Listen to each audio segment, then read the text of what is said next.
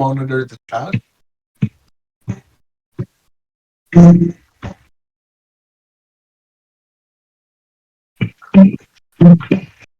Right. Right, exactly.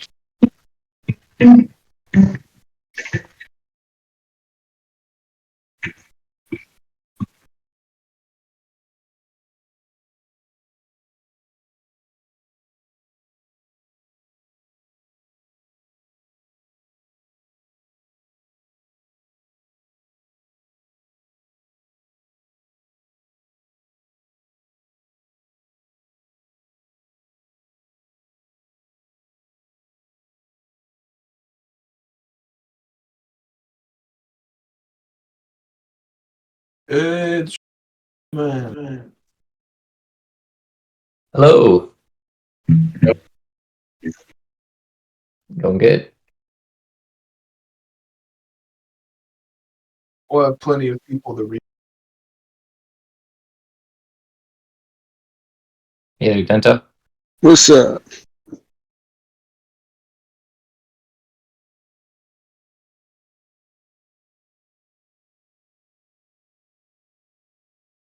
Yeah. What's his name? Shaz. Chess. Yeah.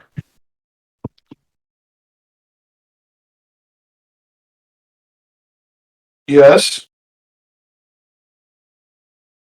How's it going, Shakespeare?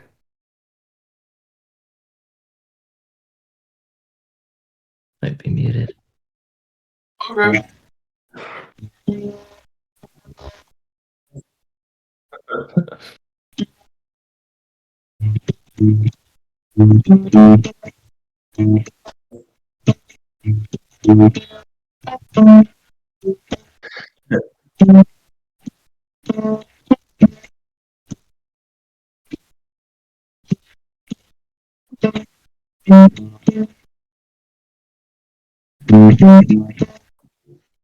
My dog ate the foam that goes on the microphone.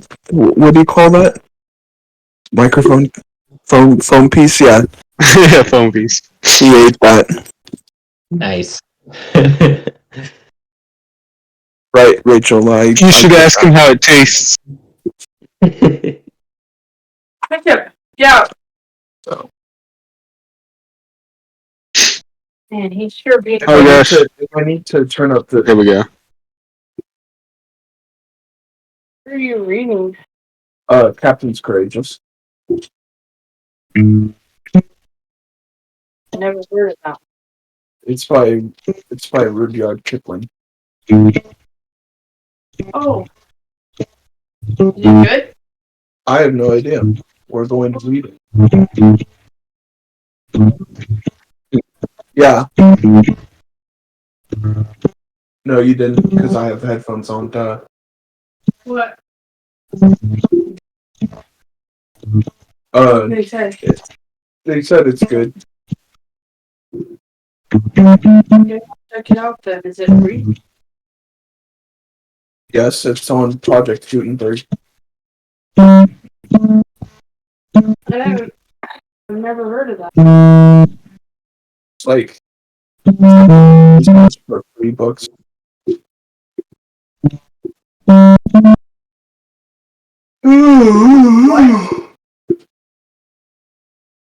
What? I'm thinking free books. Sit. Nice. And for free books. It's like what for free books? It's like a free resource. It's a resource for free books. Oh. Yeah, public domain books. That's so that we don't have to pay royalties or anything. Or, well, he doesn't. Right? So you don't get in legal trouble.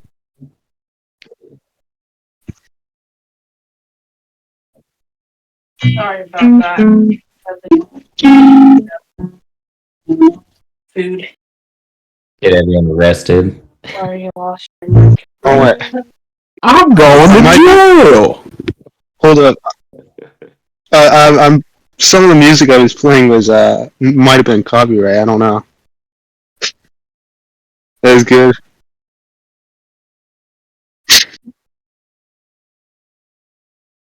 Okay.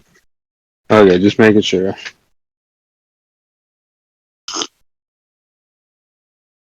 Yeah.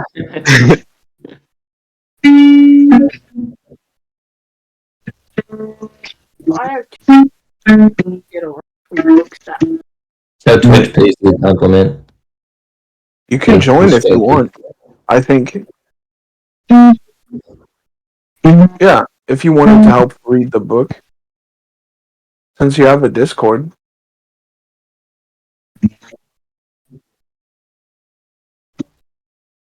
server didn't go well though. Oh.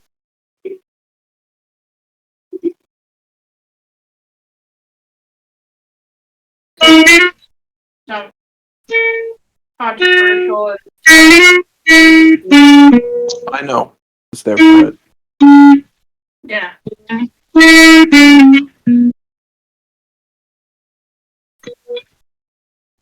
It's always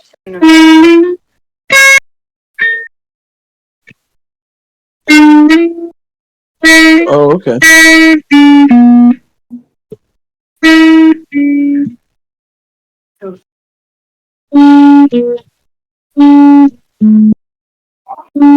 Shrimp City promotion. I'm looking for that. Promotion links. Promote.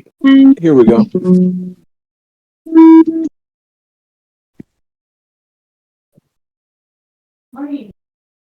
Discord link.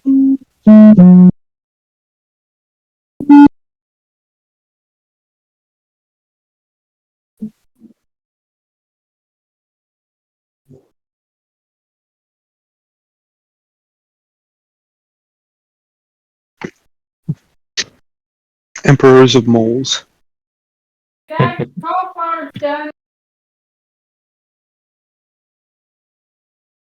I am the Emperor of Moles. Why does it keep clicking? Gosh darn it.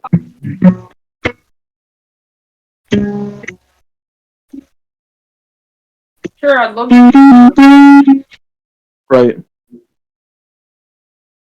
get a book, Maybe it's talk about it. whatchamacallit, Yeah. Master And, Splinters.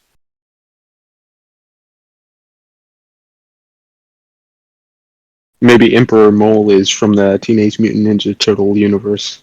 Yeah. I know a lot of free resources. See here. There's even the library. They have a bunch of books now.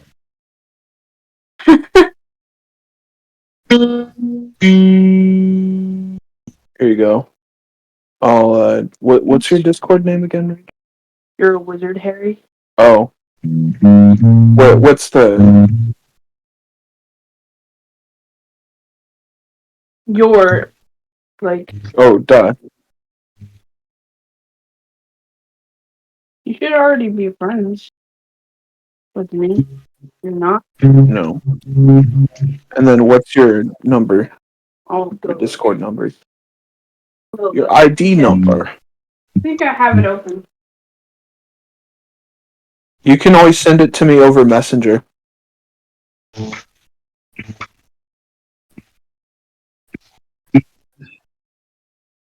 Or actually, we'll just send you mine.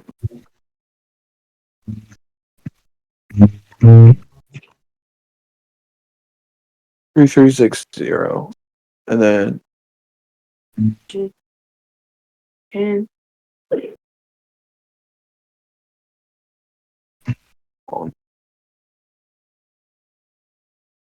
yep, that should work.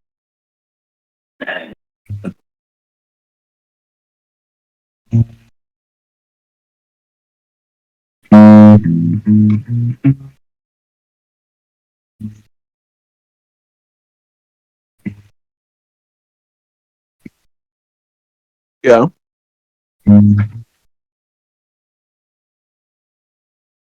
Yeah. Ready?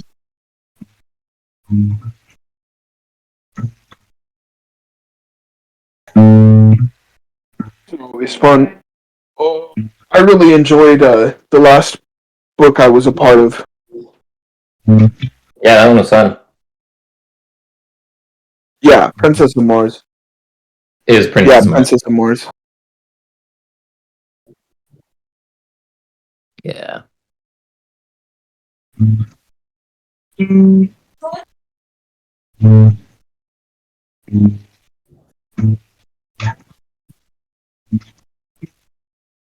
Well, I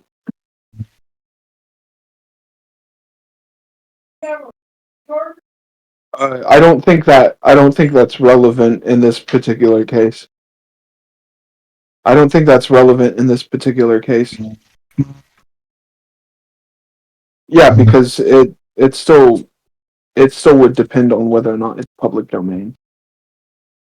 Oh, really? Yeah. Can't like. Oh, I forgot you got partner. That's dope, dude. You can't I'm watching an ad right now. Oh, affiliate. Yeah, sorry. Books.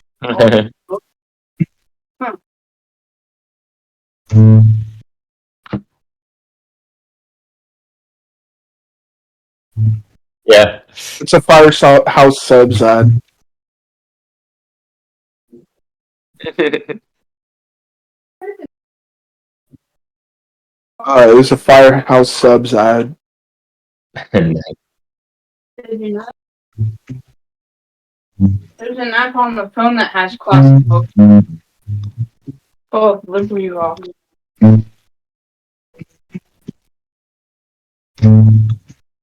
They're all public domain.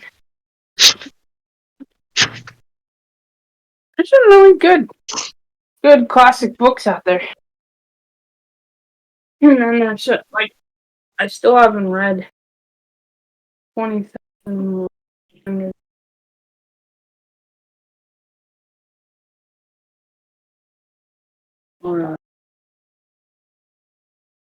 Time Machine. We're waiting for you. Oh yeah, I have to send the link. Duh. Sorry, my bad. Me to do what? Sorry.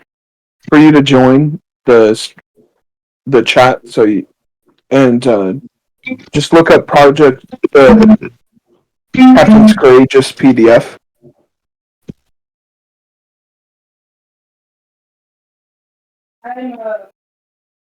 Oh, sorry. Hold on.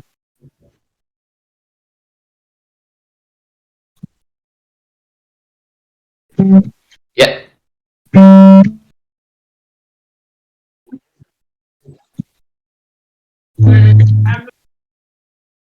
I haven't finished the book of Mormon. No, I meant in You two books at the same time. Oh, I suppose I could. That's true. I have done that in the past. Yeah. Shit.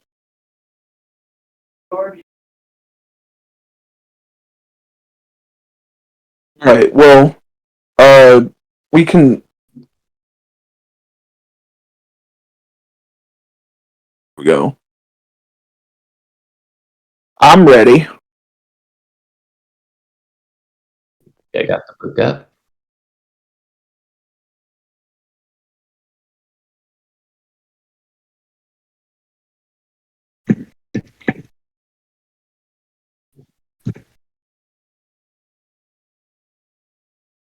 Yep.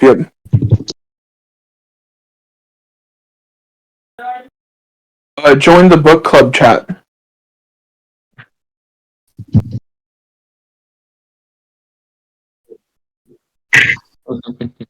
Yep.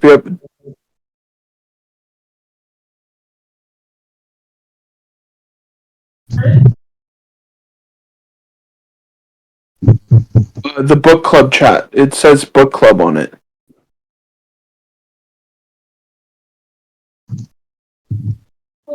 Yeah.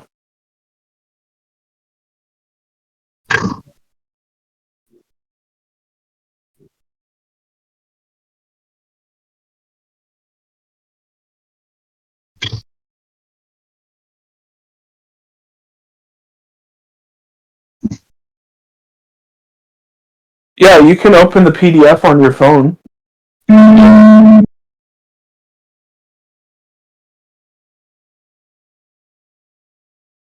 Well, you don't need to use the EPUB link.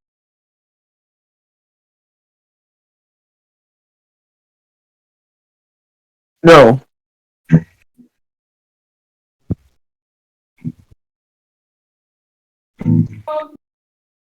Just click the book club's voice chat. The book club voice chat. Oh, is it locked? Yeah, he gave you the book club role. Maybe close out of Discord and start it back up again. See if that helps.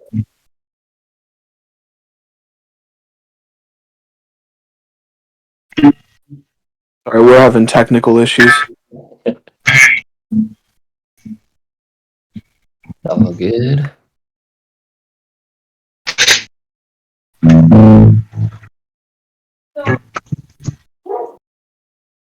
It's still locked. That's interesting.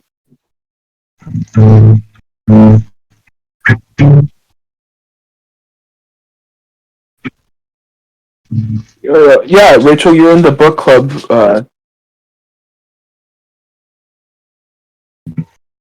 Hey guys, I hope you're not doing anything in there. Wasn't it blacked out?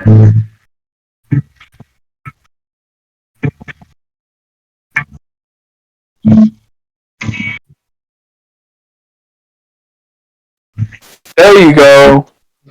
Hopefully there's no echo.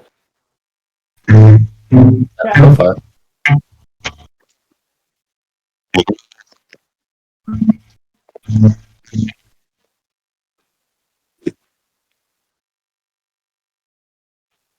No, I can't.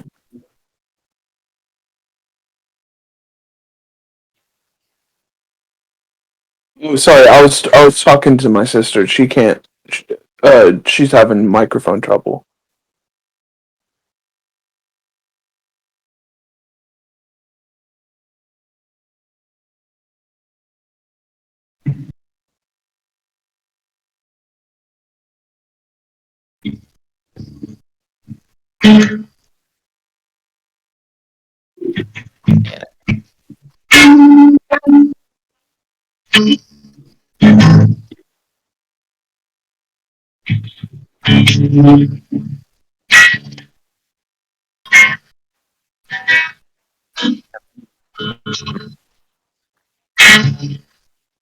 Right. Well, I think we can. I think we can start since she can hear what's happening.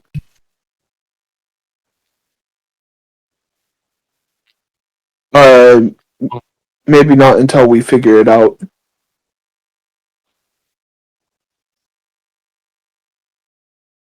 Yeah, she's looking for how to fix it. Did you know it's snowing here? Oh, nice.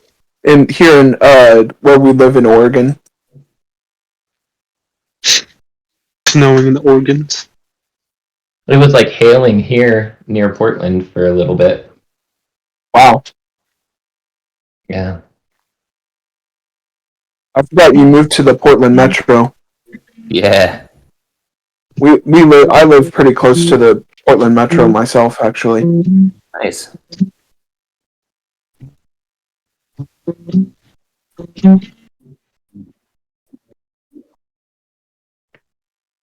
I'll start.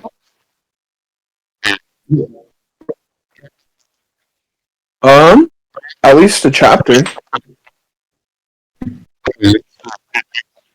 Oh, per person. Maybe. I mean, I'm okay with reading a chapter. Oh, if somebody else wants to read, yeah, that's a good point. It looks like 20 pages or so in this first chapter. Oh, wow. I didn't know.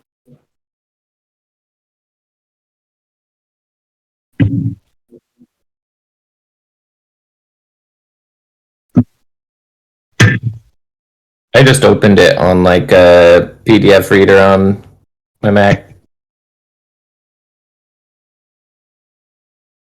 Yeah, I see page numbers.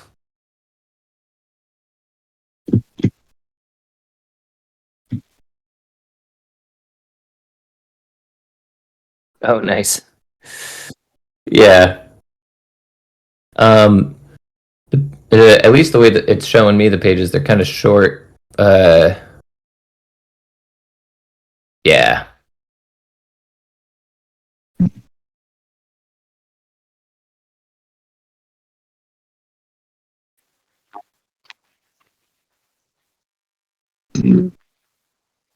Yeah, Rudyard Kipling.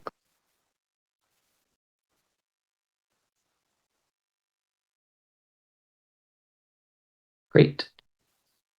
Chapter 1.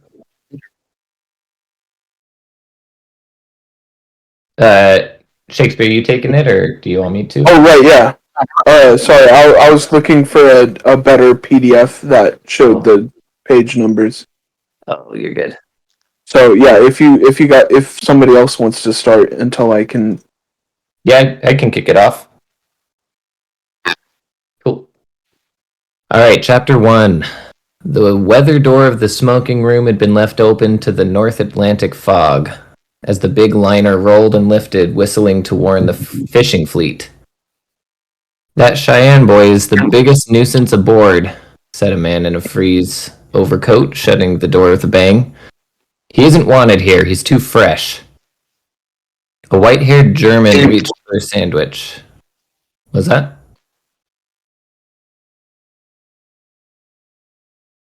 Never mind. A white-haired German reached for a sandwich and grunted between bites. "I know der breed. America is full of that kind. I tell you, you should import robes. Ends free under your tariff." "Pshaw! There isn't any real harm to him. He's more to be pitied than anything," a man from New York drawled, as he lay at full length along the cushions under the wet skylight. "They've dragged him around from hotel to hotel ever since he was a kid. I was talking to his mother this morning. She's a lovely lady, but she don't pretend to manage him. He's going to Europe to finish his education." Education isn't begun yet." This was a Philadelphian curled up in a corner. "That boy gets $200 a month pocket money," he told me. "He isn't 16 either." "Railroads his father, ain't it?" said the German. "Yep, that and mines and lumber and shipping. Built one place at San Diego, the old man has. Another at Los Angeles. Owns half a dozen railroads. Half the lumber on the Pacific slope, and lets his wife spend the money," the Philadelphian went on. Lazily. "The West don't suit her," she says. "She just tracks around the boy and her nerves, trying to find out what'll amuse him, I guess. Florida, Adirondacks, Lakewood, Hot Springs, New York, and round again. He isn't much more than a second-hand hotel clerk now. When he's finished in Europe, he'll be a holy terror." "What's the matter with the old man attending to him personally?" said a voice from the frieze Ulster. "Old man's piling up the rocks. Don't want to be disturbed, I guess. He'll find out his error a few years from now. Pity, because there's a heap of good in the boy if you could get at it." Mid a rope's end, growled the German. Once more the door banged, and a slight, slim-built boy, perhaps 15 years old, a half-smoked cigarette hanging from one corner of his mouth, leaned in over the high footway. His pasty yellow complexion did not show well on a person of his years, and his look was a mixture of irresolution, bravado, and very cheap smartness.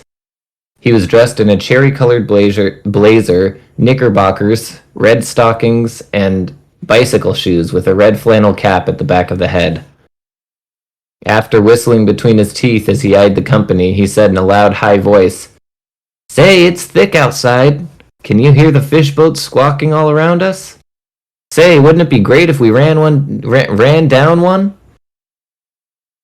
"Shut the door, Harvey," said the New Yorker. "Shut the door and stay outside. You're not wanted here." Who'll stop me? He answered deliberately. Did you pay for my passage, Mr. Martin? Guess I've as good a right here as the next man. He picked up some dice from a checkerboard and began throwing right hand against left. Say, gentlemen, this is deader in mud. Can't we make a game of poker between us? There was no answer, and he puffed his cigarette, swung his legs, and drummed on the table with rather dirty fingers. Then he pulled out a roll of bills as if to count them. How's your mama this afternoon? A man said. I didn't see her at lunch. In her stateroom, I guess. She almost always sick on the ocean. I'm going to give the stewardess $15 for looking after her. I don't go down more, and I can't avoid it. It makes me feel mysterious to pass that butler's pantry place. Say, this is the first time I've been on the ocean. Don't apologize, Harvey. Who's apologizing? This is the first time I've crossed the ocean, gentlemen. And expect the first day I haven't been sick one little bit. No, sir. He brought down his fist with a triumphant bang, wetted his fingers, and went on counting the bills. Oh, you're a high-grade machine with the writing in plain sight, the Philadelphian yawned. You'll blossom into a credit to your country if you don't take care. I know it. I'm an American first, last, and all the time. I'll show 'em that when I strike Europe. My cig's out. I can't smoke the truck the steward sells. There it is. Any gentleman got a real Turkish cig on him? And that's the end of the first 2 pages there, if someone wants to take over. Alright, yeah, it was pretty good that you read the first one, because if I'd read the first one, my voice mod wasn't on. Oh, nice. So nobody heard me talking at all, so it sounds like you guys, like in the stream, it probably sounds like you guys, talking disjointedly. Oh, no. I thought I heard something at one point, but I paused and didn't hear anything, so just kept going. Well, I mean, yeah, you probably, like you've heard me through the Discord, because luckily the other day, I set up, my microphone as, like, the normal, app. Dang it. The normal, whatchamacallit. Normal setting? Yeah. Default setting. Oh, yeah. My voice mod be in the default setting. I have my voice mod be in the default setting so that I can raise and lower the volume of it if I need to. Nice. But for some reason the other day it didn't work as well, and I was very quiet on the stream. Alright, I suppose I'll start up. Alright. Just let me know when I hit 2 pages, because like I said... Alright. Yeah, I'll let you know. The chief engineer entered for a moment, red, smiling, and wet. Say, Mac, cried Harvey cheerfully, how are we hitting it?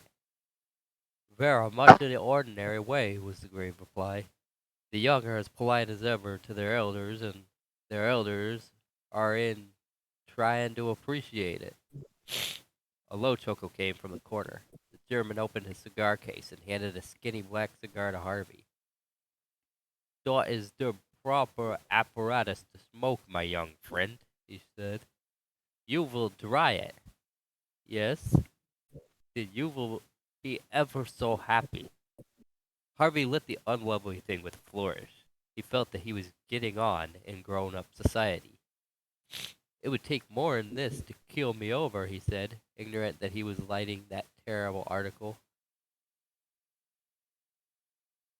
A wheeling stogie. That we shall presently see, said the German. Where are we now, Mr. MacDonald? Just there or thereabouts, Mr. Schaefer, said the engineer. We'll be on the Grand Bank tonight, but in a general way of speaking, We're all among the fishing fleet now. We've shaved 3 dories and near scalped the bottom off a Frenchman since noon. And that's close sailing, you may say. You like my cigar, eh? The German asked, for Harvey's eyes were full of tears. Fine, full of flavor, he answered, through shut teeth.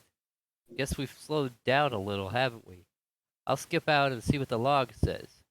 I might if I was you, said the German.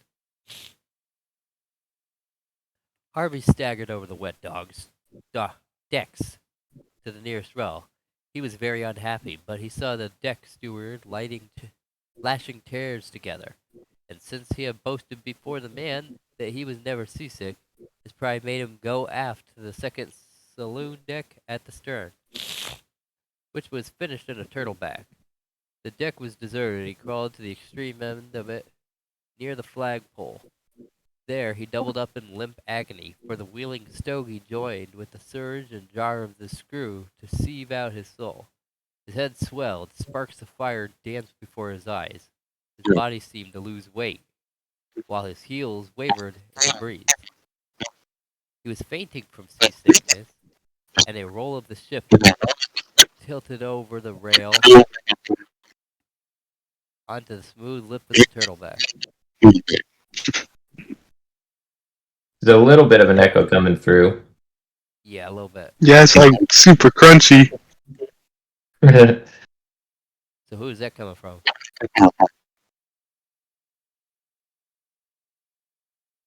Let me. I'll keep an eye out on the chat bubbles. You can just start reading again, and I'll see if it starts back up. All right. Where was it? Oh yeah. Then a low gray mother wave swung out from the fog, tucked Harvey under one arm, so to speak, and pulled him off and away to leeward. The great green closed over him, and he went quietly to sleep. He was roused by the sound of a dinner horn, such as they used to blow at summer school. He had once attended in the Adirondacks. Slowly he remembered that he was Harvey Shane, drowned and dead in mid-ocean, but was too weak to fit things together. A new smell filled his nostrils. Wet and clammy chills ran down his back, and he was helplessly full of salt water. When he opened his eyes, he perceived that he was still on top of the sea, for it was running around him in silver-colored hill, and he was lying on a pile of half-dead fish, looking at a broad human back clothed in a blue jersey. No good, thought the boy. I'm dead. Sure enough, and this thing is in charge. He groaned, and the figure turned its head, showing a pair of little gold rings half hidden in the curly black hair. Aha, you feel pretty well now, it said. Lie still. We trim better. With a swift jerk, he sculled the flickering boat head onto a foamless sea that lifted her 20 full feet, only to slide her into a glassy pit beyond. But this mountain climbing did not interrupt the blue jersey's talk. Fine, good job, I say, that I catch you. What? Better good job, I say. Your boat not catch me. How you come to fall out? I was sick, said Harvey. Sick and couldn't help it. Just in time I blow my horn and your boat she yaw a little. Then I see you come all down. What? I think you are cut into baits by the screw, but you drift to me, and I make a big fish of you. So you shall not die this time.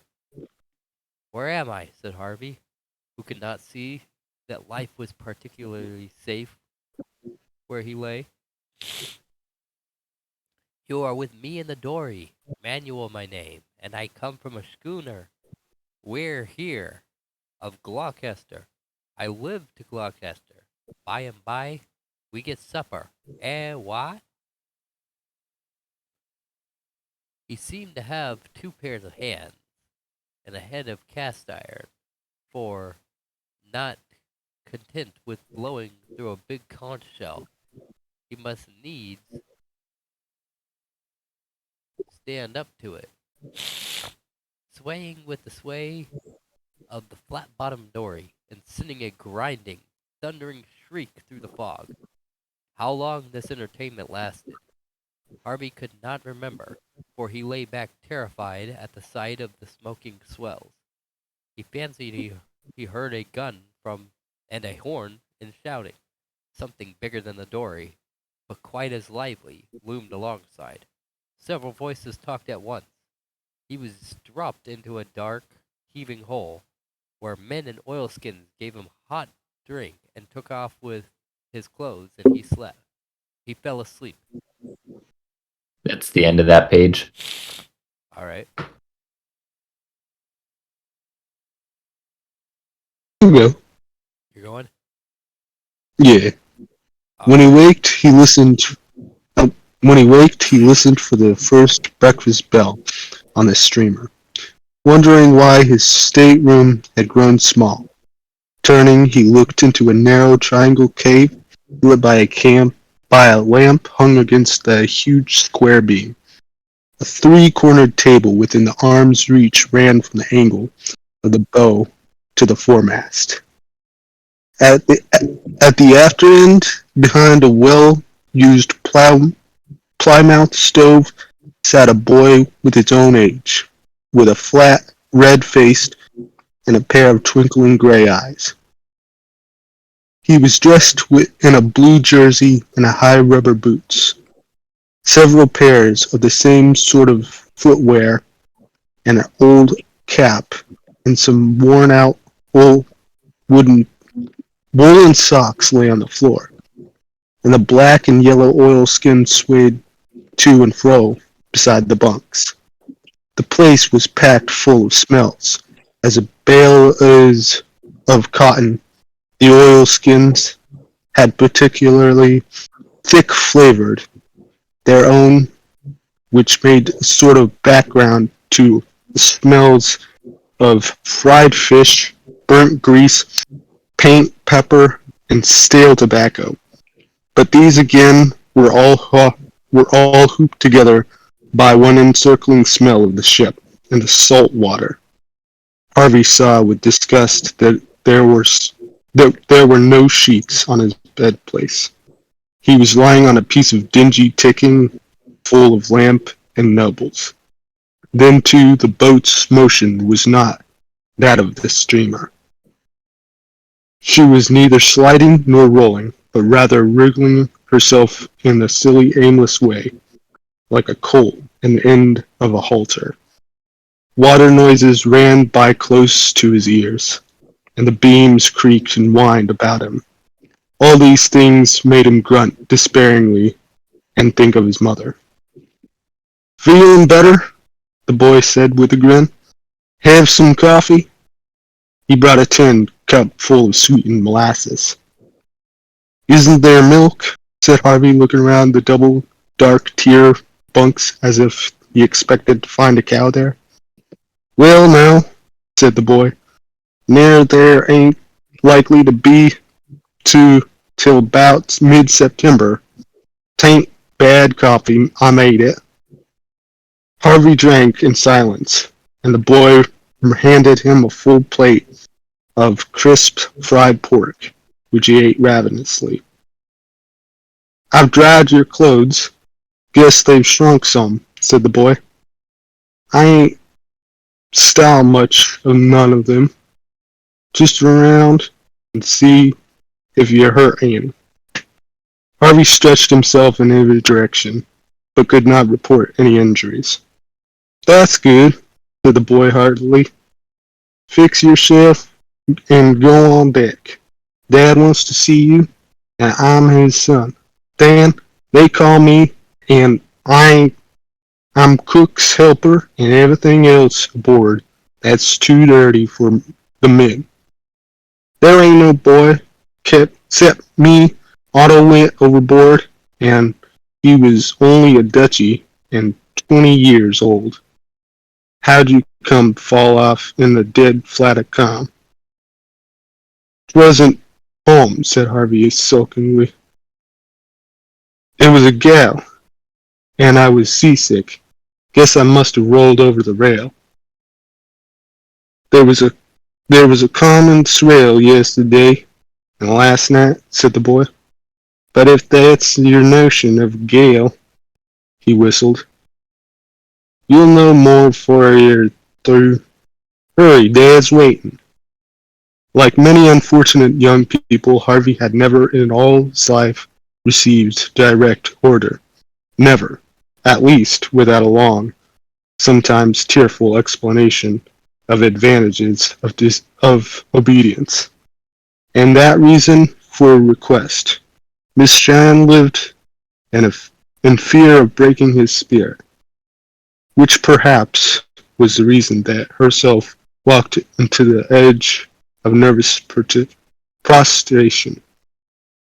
He could not see why he should be expected to hurry for any man's pleasure, and said so. Your dad can come down here if he's so anxious to talk to me. I want him to take me to New York right away. I'll pay him. Dan opened his eyes. The size and beauty of his joke dawned upon him. Say, Dad, he shouted upon Fossil Hatch. He says you can slip him down and see him if you're anxious. You hear, Dad? The answer came back with the deepest voice Harvey had ever heard from a human's chest. Quit fooling around, Dan, and send him to me. Dan sniggered and threw Harvey his warped bicycle shoes. There was something in the tone on the deck that made the boy dissembled his extreme rage and console himself with throughout of gradually unfolding the tale of his own and his father's wealth on the voyage home. This rescue would certainly make him a hero among his friends for life. He hoisted himself on the deck up a perpendicular ladder, stumbled aft over a score of obstructions to where a small, thick-set, clean-shaven man with a gray eyebrows sat on the step that led up to the quarter deck. The swell had passed in the night, leaving a long, oily sea dotted round the horizon with the sails of a dozen fishing boats. Between them lay black specks showing where the dories were out fishing. The schooner, with a triangular riding sail on the mast, played easily at anchor, except for the man with the cabin roof. House, they call it. She was deserted. Morning. Good morning, I should say. You've nigh slept the clock around, young feller, was the greeting. Morning, Harvey said. He did not like being called a young feller, and was one rescued from a drowning accepted sympathy. His mother's suffered agonies whenever he got his feet wet, but Mariner did not seem excited. Now, let's... Oh, cool. Really quick, you're a wizard. Do you want to try your mic one more time?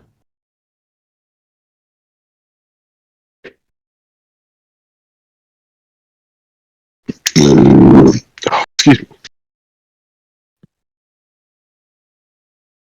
I see you unmuted. I don't see any green, though.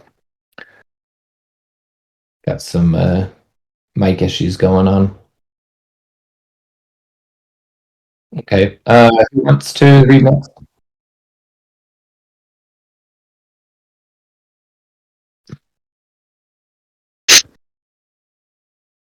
Shakespeare's here. It's just muted.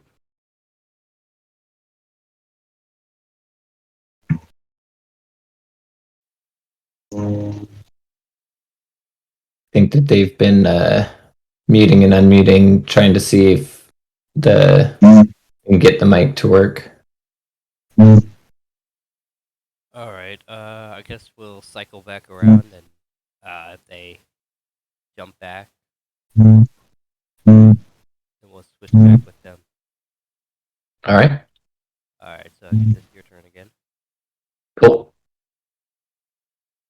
Now let's hear all about it. It's quite providential, first and last. Oh, Splooge For was all saying he needed concerned. to use the restroom. Oh, okay. Yeah, I'll take another, and then he can do the page when he gets back or something. Alright, yeah. We'll do that. Cool. It's quite providential, first and last, for all concerned. What might be your name? Where from? We mistrust it's New York. And where bound? We mistrust it's Europe. Harvey gave his name, the name of the steamer, and a short history of the accident, winding up with a demand to be taken back immediately to New York, where his father would pay anything anyone chose to name. Said the shaven man, quite unmoved by the end of Harvey's speech.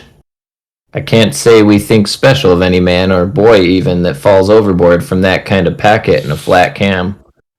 Least of all when his excuse is that he's seasick. Excuse? Cried Harvey. Do you suppose I'd fall overboard into your dirty little boat for fun? Not knowing what your notions of fun may be, I can't rightly say, young feller. But if I was you, I wouldn't call the boat which under Providence was the means of saving you names. In the first place, it's blame irreligious. In the second, it's annoying to my feelings. And I'm Disco Troop. Oh, the we're here of Gloucester, which you don't seem rightly to know. I don't know and I don't care, said Harvey. I'm grateful enough for being saved and all that, of course, but I want you to understand that the sooner you take me back to New York, the better it'll pay you. Meanin' how? Troop raised one shaggy eyebrow over a suspiciously mild blue eye. Dollars and cents, said Harvey, delighted to think that he was making an impression. Cold dollars and cents. He thrust a hand into a pocket and threw out his stomach a little, which was his way of being grand. You've been done the best day's work you ever did in your life when you pulled me in. I'm all the son Harvey Shane has. He's been favored, said Disco dryly. And if you don't know who Harvey Shane is, you don't know much, and that's all. Now turn her around and let's hurry. Harvey had a notion that the greater part of America was filled with people discussing and envying his father's dollars. Maybe I do, and maybe I don't. Take a reef in your stomach, young feller. It's full of my victuals. Harvey heard a chuckle from Dan, who was pretending to be busy by the stump foremast, and blood rushed to his face. We'll pay for that too, he said. When do you suppose we shall get to New York? I don't use New York any, nor Boston. We may see Eastern Point about September, and your pa, I'm really sorry I hain't heard tell of him. May give me $10 after all your talk, then of course, he may not. $10? Why, see here, Harvey dived into his pocket for the wad of bills. All he brought up was a soggy pack of cigarettes. Not lawful currency and bad for the lungs. Heave 'em overboard, young feller, and try again. It's been stolen, cried Harvey hotly. You'll have to wait till you see your pa to reward me then, eh? $134 all stolen, said Harvey, hunting wildly through his pockets. Give them back. A curious change flitted across old Troop's hard face. What might you have been doing at your time of life with $134, young feller? It was part of my pocket money for a month. This Harvey thought would be a knockdown blow, and it was indirectly. $134 is only part of his pocket money for 1 month only? You don't remember hitting anything when you fell over, do you? Crack again, as stanchion? Let's say, Old Man Haskin of the East Wind? Troop seemed to be talking to himself. He tripped on a hatch and butted the main mast with his head, hardish. About 3 weeks afterwards, Old Man Haskin, he would have it that the East Wind was a commerce-destroying man of war, and so he declared on Sable Island because it was British, and the shoals run out too far. They sewed him up in a bed bag, his head and feet appearing for the rest of the trip. And now he's to home in Essex playing with little rag dolls. Harvey choked with rage, but Troop went on consolingly. We're sorry for you. We're very sorry for you. And so young. We won't say no more about the money, I guess. Course you won't. You stole it. The end of that page. You hear? Shakespeare? Shakespeare?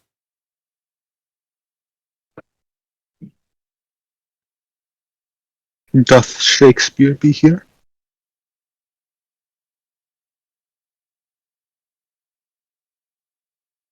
Maybe not. He might still be in the back. I'm back. Oh, you're I'm back. Sorry, I was. I had Shakespeare to. doth. I was trying to say I was back, but Oh, you're I was muted. And we're back. Yeah, this guy really sounds like somebody of today's day and age. You know, one of the youth of today. Yeah. He was maybe trying to take a selfie when he fell. Right. Going overboard. Hashtag. Mostly it's just his attitude. Yeah. All right. So what page are we on again? It might be different since I'm using a different PDF than Shaza. Yeah, mine is showing that we just ended page 12. Let's see. Are you using the Project Gutenberg, Chaz? I downloaded the one that was in the Discord.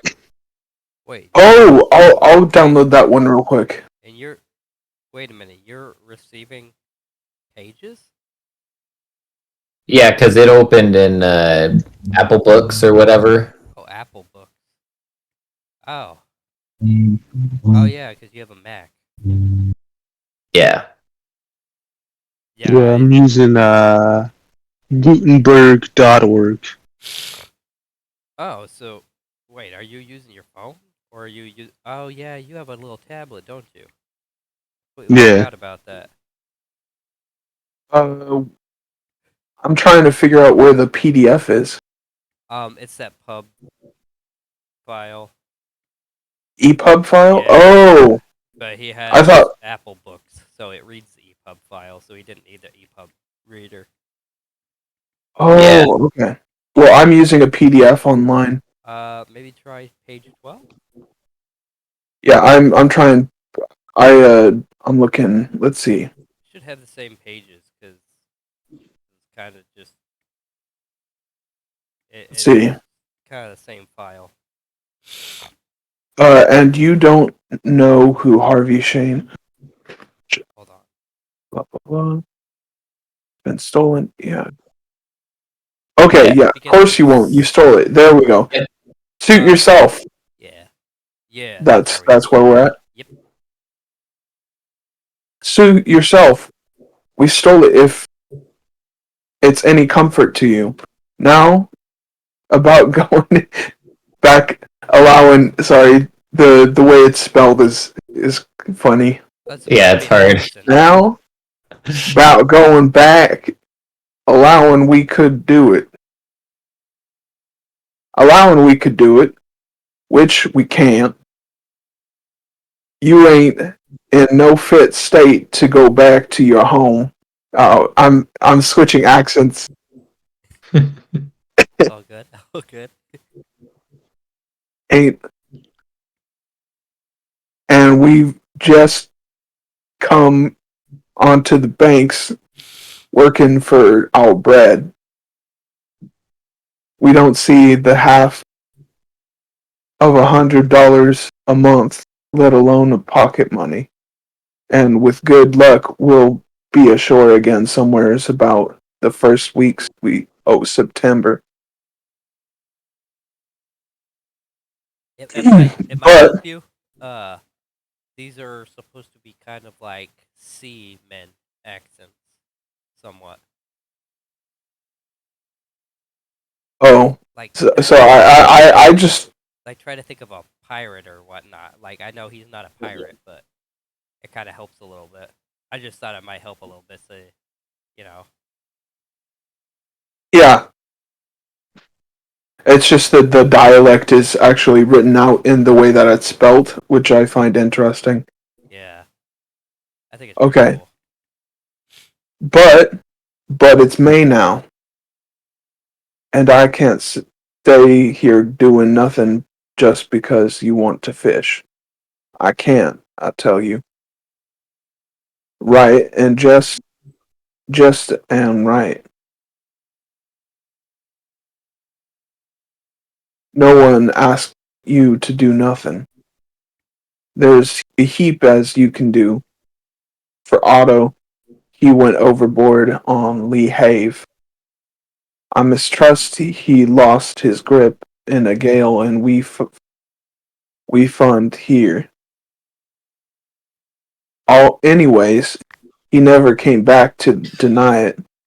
You've turned up plain plumb, provincial for all we concerned. I mistrust though. There's a ruther few things you can do. Ain't that so? I can I can make it lively for you and your crowd when we get ashore, said Harvey, in a vicious mood, with a vicious nod, murmuring vague threats about piracy, at which Troop almost not quite smiled. Uh, except talk. I'd forgot that. You ain't asked to talk no more, and you've a mind. You more and you've a mind to aboard the we're here. What? That's the name of the ship. Yeah. He hasn't asked to talk more than he's a mind to. Aboard, Right, yeah. we're here. Keep your eyes open and help Dan to eat to do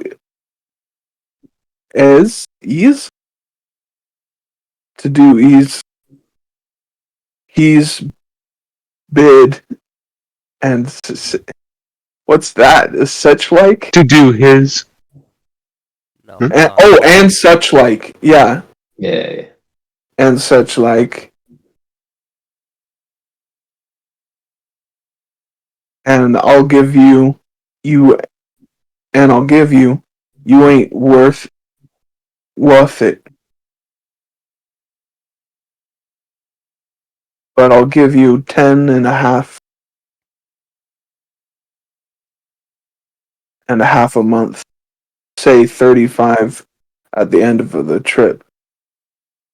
A little work will ease your head, and you can tell us all about your dad and your ma and your money afterwards. She's on the steamer, said Harvey, his eyes filling with tears. Take me to New York at once. Poor woman, poor woman. When she has your back, she'll forget it all, though. There's 8 of us, and on the we're here. And if we went back now, it's more than 1,000 miles. We'd lose the season. The men, they wouldn't have it, allowing I was agreeable. But my father would make it all right. He'd try, don't doubt he'd try, said Troop. But a whole season's catch is 8 men's bread, and you better in you'd be better in your health when you see him in the fall. Go forward and help Dan. It's 10.5 a month. Yeah, I said. And, oh, course, all fund, same. Fund, same. Arrest, oh, okay. I'm not sure I understood all of that, but The E, I guess, is an as, same as the rest of us.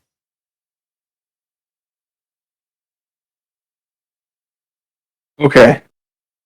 Moving on. Do you mean to clean pots and pans and things? Said Harvey. And other things? You've got, you've not called to shout, young feller. You've no call to shout, no, young feller. Won't. My father will give you enough money to buy this dirty little fish kettle. Oh, oh. Harvey stamped on the deck 10 times over, and you take me to New York safe to New York safe, and you're 130 by me, anyhow. How? Said Troop, the iron face darkening. How you know? How you know how well enough? On top of all that, you want me to know to do menial work. Harvey was very proud and of that adjective.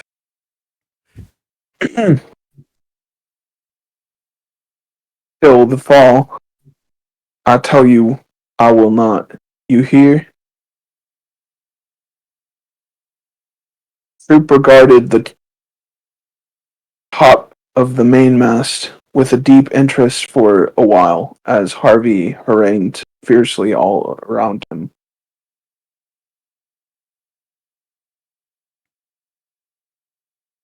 He said at last, I'm figuring out my responsibilities in my own mind. Wait, am I voicing the wrong character? It's a matter of judgment. Judgment. I have no idea what kind of accent this guy has. I'm doing like a light I'm trying to figure it out draw. myself. I'm doing like a light draw just because that's kind of what I imagined at first. Maybe he's from the southeast. I don't know. But Yeah, there are tons of accents that I'm not familiar with. I just do a generic, like stereotypical one because I'm not from the South. I don't know what the accents are like in reality. Yeah. It said it was a Jersey or something like that. Well, no, that was somebody else. Yeah, there was like a bunch of people at the beginning. New York, Philadelphia, German guy. Yeah. These guys just seem to be probably more like what Derek's was saying, like just boonies fishermen. Sounds a little like that. Yeah. They probably have like a deep drawl to it. I don't know that I don't know that we'll be able to understand it. I'm sure somebody will understand it somewhere. I like how they do all the drawl stuff in there instead of like being like, okay, in this accent. Yeah. Hello? Hello. Oh, hey. I heard you. You did?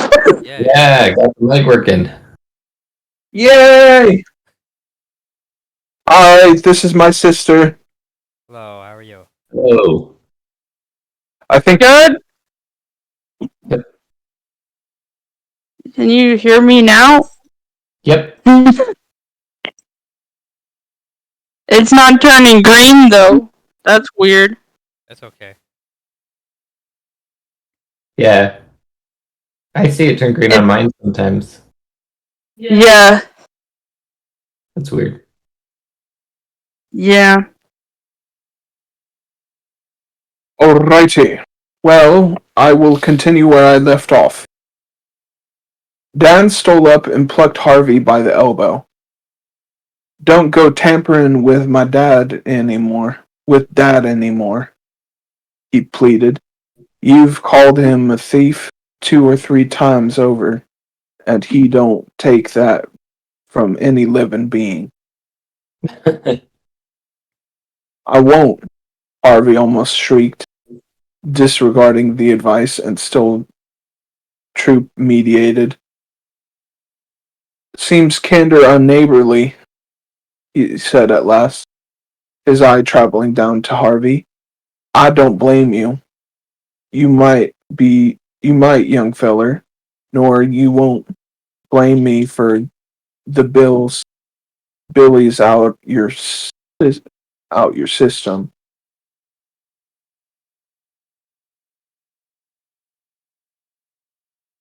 Be sure. So I was just processing that last sentence. Be sure to sense what I say. 10.5, your second boy on the schooner. 10.5 for second boy on the schooner, and all found for to teach you and for to take your health, yes or no. Okay, I think I got that.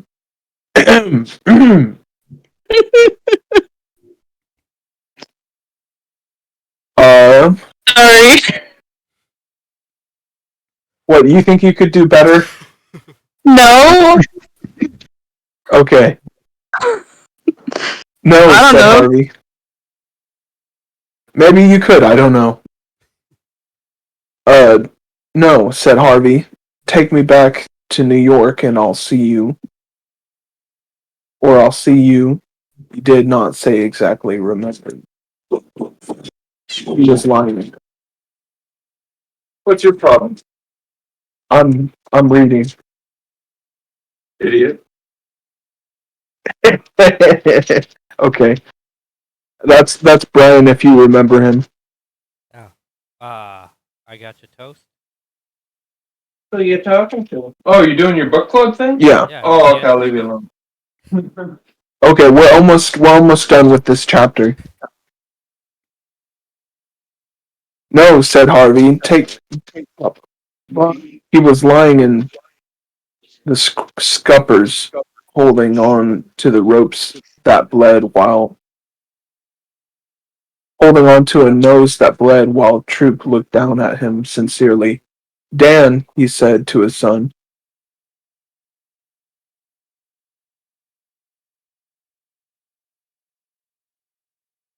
Dan, he said to his son. I was not saw. I saw again this young filler when I first saw him on account hasty judgments. Never you be led astray by hasty judgments. Now I'm sorry for him because he's clear distracted in his upper works.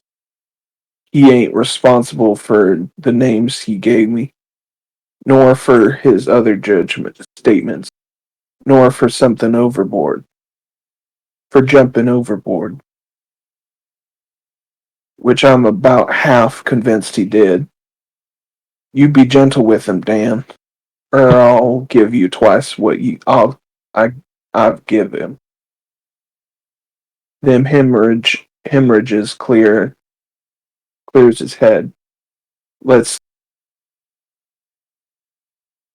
let him loose it off. Troop went down solemnly into the cabin where Heath and the older men bunked, leaving Dan to comfort his luckless heir to 30 millions. Okay, is that the end of the page? Yep. We met the chapter, I It's the end think. of the chapter. Yeah. Yeah. Alright. Well, I'm liking it so far. Yeah. Yeah. I'm guessing this kid is not gonna be a brat forever. Yeah. That's what I'm guessing too. We just get to Yeah, learn he's learning first some hard life chapter that- lessons. Yeah. Like, oh yeah, you thought you might be able to talk among all the rich people, but when you get to all these normal people, It Yo, turns he out the joined. world doesn't owe you anything. Wondering that too. Yeah, you have to work for what you get. Yep. What was that? Said I was wondering who joined for a second too. Yeah, somebody joined. It sounded like. well, it was supposed to be the Zuko 2 guy. I don't know if he's actually going to join or not. He did for like 5 seconds. Oh. And then I guess He joined for 5 seconds and then decided the book wasn't for him.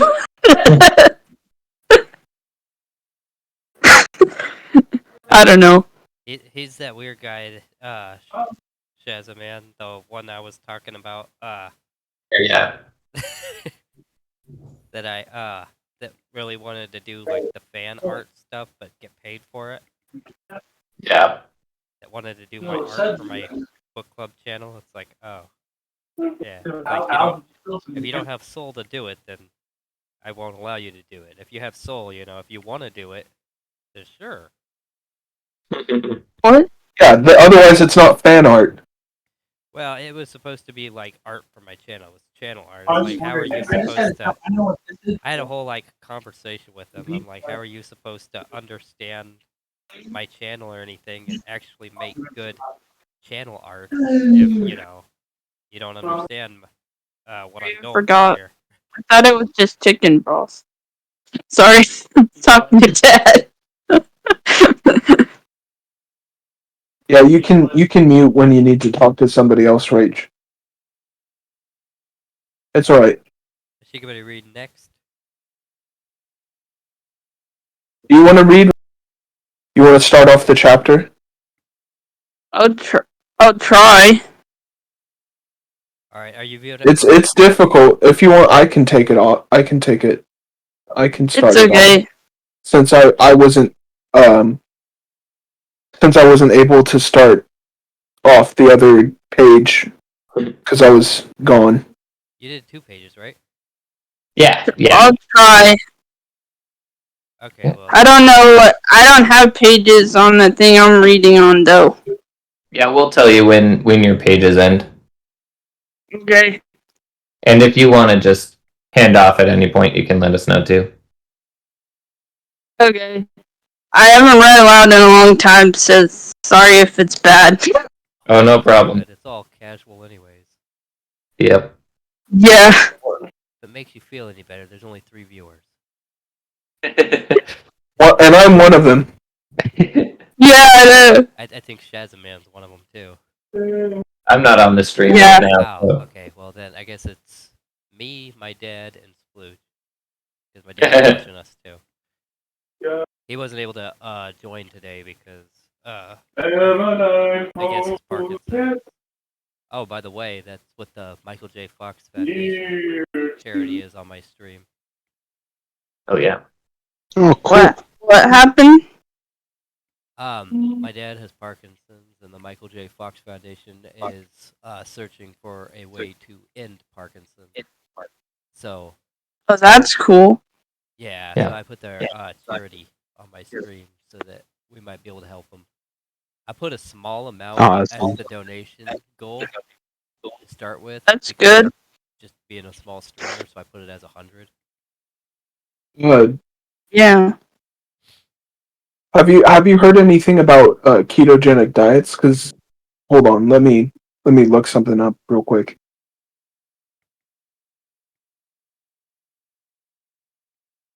Do you? Let me stick that on a notepad. When should I start the reading? Uh, hope. You can kick it off. Yeah. If you Okay.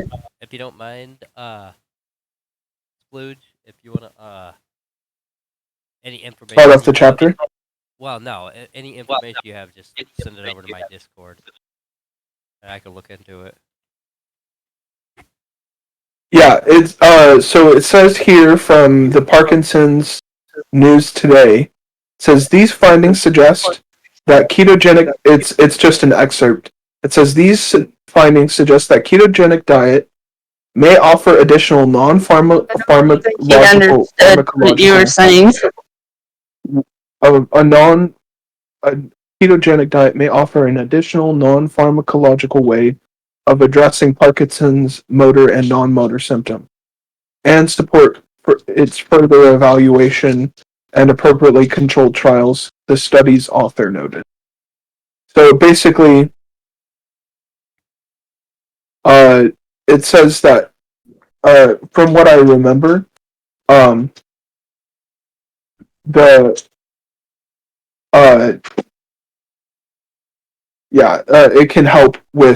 it can help a little bit.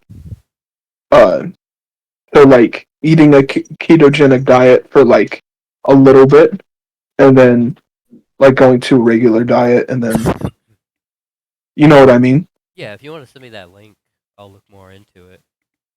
Yeah, keto diet helps easing symptoms for a woman with mid Parkinson's. Here, I'll copy. Anyway, so So I guess. Right. I'm gonna read it. Yeah. You know my real name? You've been saying it the whole time. oh yeah, Oh, sorry, I don't know what else to call you, Wizard. I guess I can call you Wizard. they called me Harry in my other chat. Alright, we'll call you Harry then. I That think was also Wizard a sounds book cool. thing. Wizard, okay. I don't know. If you want to set your nickname to whatever, then we'll just call you by But you already know my real name, so it's too late. Doesn't matter. Right. Well, they're just for fun. Yeah. As long as it's not, it's not like these are unsafe people, so it's probably fine. Just don't want you giving out my name to everybody. My real name. Anyway, We'll call you by something else. I'll bleep it out in the video out. yeah. Yeah. Okay. I'm gonna try. Cool. Alright, so we're on. I warned ye, said Dan as the drops fell thick and fast on the dark, oiled planking. That ain't nowadays hasty, but you fair earned it. Pshaw, there's no sense in taking on so. Harvey's shoulders were rising and falling in spasms of dry sobbing. I know the feeling. First time Dad laid me out was the last. And that was my first trip.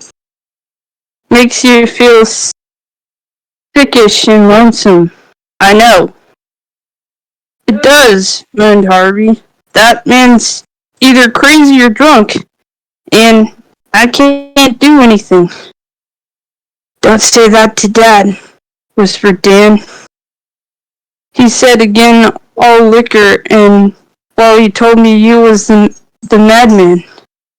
What in creation made you call him a thief? He's my dad.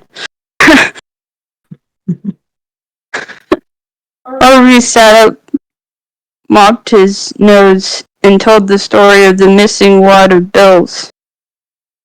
I'm not crazy, he wound up. Only your father has never seen more than a $5 bill at a time, and my father could buy up this boat once a week and never miss it.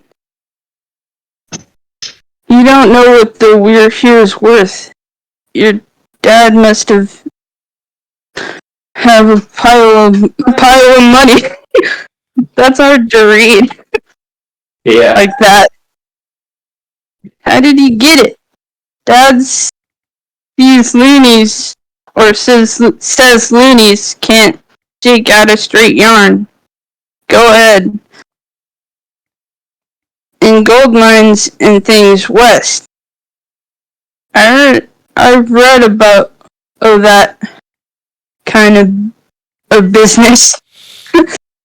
Out west too? Does he go around with a pistol on a trick pony, same as the circus? They call that the Wild West. And I heard that their spurs and bridles was solid silver. You're a chump, said Harvey, amused in spite of himself. My father hasn't any use for ponies. When he wants to ride, he takes his car. How? Lobster car? No, his own private car, of course. You've seen a private car sometime in your life.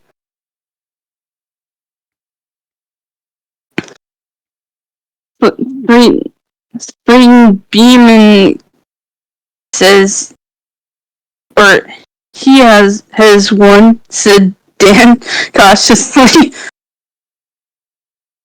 I saw her at the Union Depot in Boston with... Oh, that's a bad word. I don't want to say that word. Yeah, don't say it. Oh yeah. Yeah. Yeah, I'm not saying that word. I'm skipping it. Yep. Hogging her run. This is back before. Yeah. Yeah. That wasn't an okay word. And cleaning the windows. But Sutton being hears about every railroad on Long Island, they say, and they say he's about... Sorry, my dog is scratching my arm. You're good. About half New Hampshire and run a lion fence around her and filled her up with lions and tigers and bears. Oh my! And buffalo! And crocodiles and such all. Glenn Beeman, he's a millionaire. I've seen his car, yes? Bishop! Well, my father... Just tell me when to stop. Well, my father's what they call a multi-millionaire, and he has 2 private cars. One's named for me, the Harvey, and one for my mother, the Constance. Hold on, said Dan. Dad don't ever let me swear, but I guess you can. Or we go ahead. I want you to say you hope you may die if you're lying. Of course, said Harvey. This ain't Niff. Say, hope I may die if I speak in truth. Hope I may die right here, said Harvey, if every word I've spoken isn't the cold truth. $134 in all, said Dan. I heard you talking to Dad, and I half looked you'd be swallowed up, same's Jonah.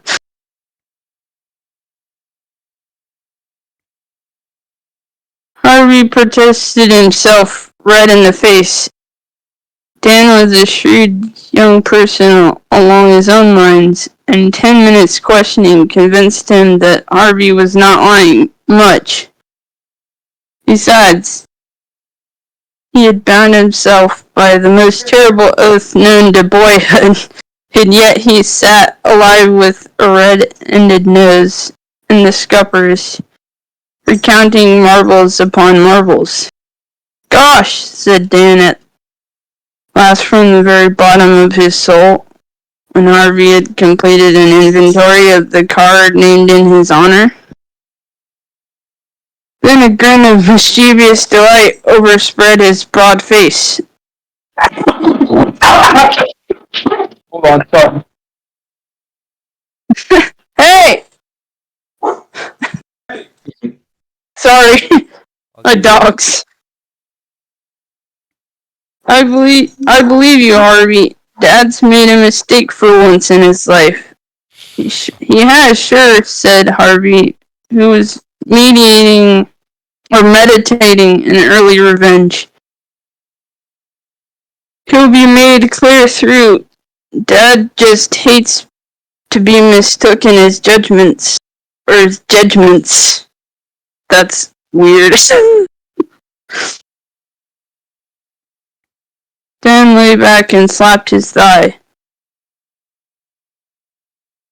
Oh, Harvey, don't you spoil the catch by letting on. I don't want to be knocked down again. I'll get even with him, though. Never heard any man ever got even with Dad. But he'd knock you down again for sure. The more he was mistook, the more he'd do it. But gold mines and pistols. I never said a word about pistols, Harvey cut in, for he was on his oath. That's so. No more you did. 2 private cars then. One named for you and one for her, and $200 a month pocket money. All knocked into the scoopers for not working for 10.5 a month. That's the end of the page right there. Okay. Oh, after this sentence. Sorry. Oh, it's the top hole of the season. He exploded with noiseless chuckles. All right. Then I was right, said Harvey, who thought he had found a sympathizer. You was wrong. The wrongest kind of wrong. You take right, hold, and pitch in alongside of me, or you'll catch it, and I'll catch it for backing you up. Dad always gives me double helps, 'cause I'm his son, and he hates favoring folk. Guess you're kinda mad at Dad. I've been that way time and again, but Dad's a mighty just man. All the fleet says so. Could we get a little bit of echo? Oh yeah, there's a little bit of echo still coming through. Yeah. Yeah, there we go. Looks like justice this, don't it? Harvey pointed to his outraged nose. That's nothing. Let the shore blood out of you. Dad did it for your health. Say, though, I can't have dealings with a man that thinks me or Dad or anyone on the we're here's a thief. We ain't any common wharfing crowd by any manner of means.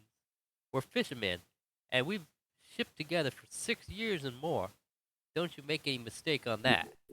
I told your Dad don't let me swear. Calls them vain oaths and pounds me. But if I could say what you said about your pap and his fixins, I'd say that about your dollars. I don't know what was in your pockets when I dried your kit, for I didn't look to see. But I'd say, using the very same words as you used just now, neither me nor Dad, and we was the only two that touched you after you was brought aboard, knows anything about the money. That's my say, now. The bloodletting had certainly cleared Harvey's brain, and maybe the loneliness of the sea had something to do with it. That's all right, he said. They looked down confusedly. Seems to me that for a fellow just saved from drowning, I haven't been over and above grateful, Dan. Well, you was shook up and silly, said Dan. Anyway, there was only Dad and me aboard to see it. The cook, he don't count. I might have thought about losing the bills that way, Harvey said, half to himself, instead of calling everybody inside a thief. Where's your father? In the cabin. What do you want of him again? You'll see, said Harvey, and he stepped rather groggily, for his head was still sinking, to the cabin steps where the little ship's clock hung in plain sight of the wheel. Troop, in the chocolate and yellow painted cabin, was busy with a notebook and an enormous black pencil which he sucked hard from time to time. I haven't acted quite right, said Harvey, surprised at his own meekness. What's wrong now? Said the skipper. Walked into Dan, have you? No, it's about you. It's about you. I'm here to listen. Well, I'm here to take things back, said Harvey very quickly. When a man saved from drowning, he gulped. Hey, you'll make a man yet if you go on this way. He oughtn't begin by calling people names. Just ain't right. Just ain't just, said Troop with the ghost of a dry smile. So I'm here to say I'm sorry. Another big gulp. Troop heaved himself slowly off the locker he was sitting on and held out an 11-inch hand. I'm mistrusted 'twould do you sights of good, and this shows I weren't mistook in my judgments. A smothered chuckle on deck caught his ear.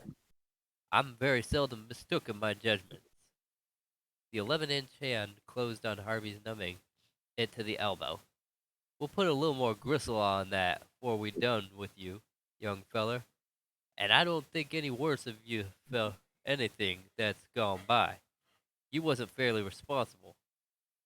Go right about your business, and you won't take no hurt. You're white, said Dan, as Harvey regained the deck, flushed to the tip of his ears.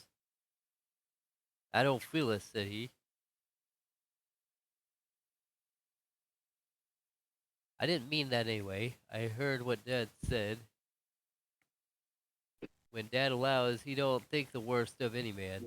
Dad gives himself away. He hates to be mistook in his judgments, too. Oh ho.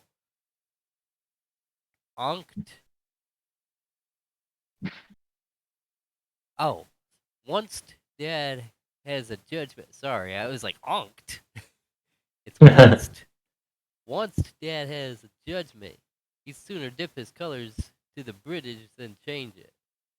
I'm glad it's settled right end up. Dad's right when he says he can't take you back. It's all the living we make here fishing. The men'll be back like sharks after a dead whale in half an hour. What for? Said Harvey. Supper, of course. Don't your stomach tell you? You've a heap to learn. Yes, I have, said Harvey, dolefully, looking at the tangle of ropes and blocks overhead. She's a daisy, said Dan, enthusiastically, misunderstanding the look. Wait till our mainsail's bent and she walks home with all her salt wet. There's some work first, though. He pointed into the darkness of the open main hatch between the two masts. What's that for? It's all empty, said Harvey. You and me and a few more have got to fill it, said Dan. That's where the fish goes. Alive? said Harvey. Well, no. There's so's to be rather dead and flat and salt. There's 100 hogs shed of salt in the bins, and we ain't more'n covered our dunnage to now. Where are the fish, though? In the sea, they say. In the boats we pray, said Dan, quoting a fisherman's proverb. You come in last night with about 40 of 'em. He pointed to a sort of wooden pen just in front of the quarterdeck.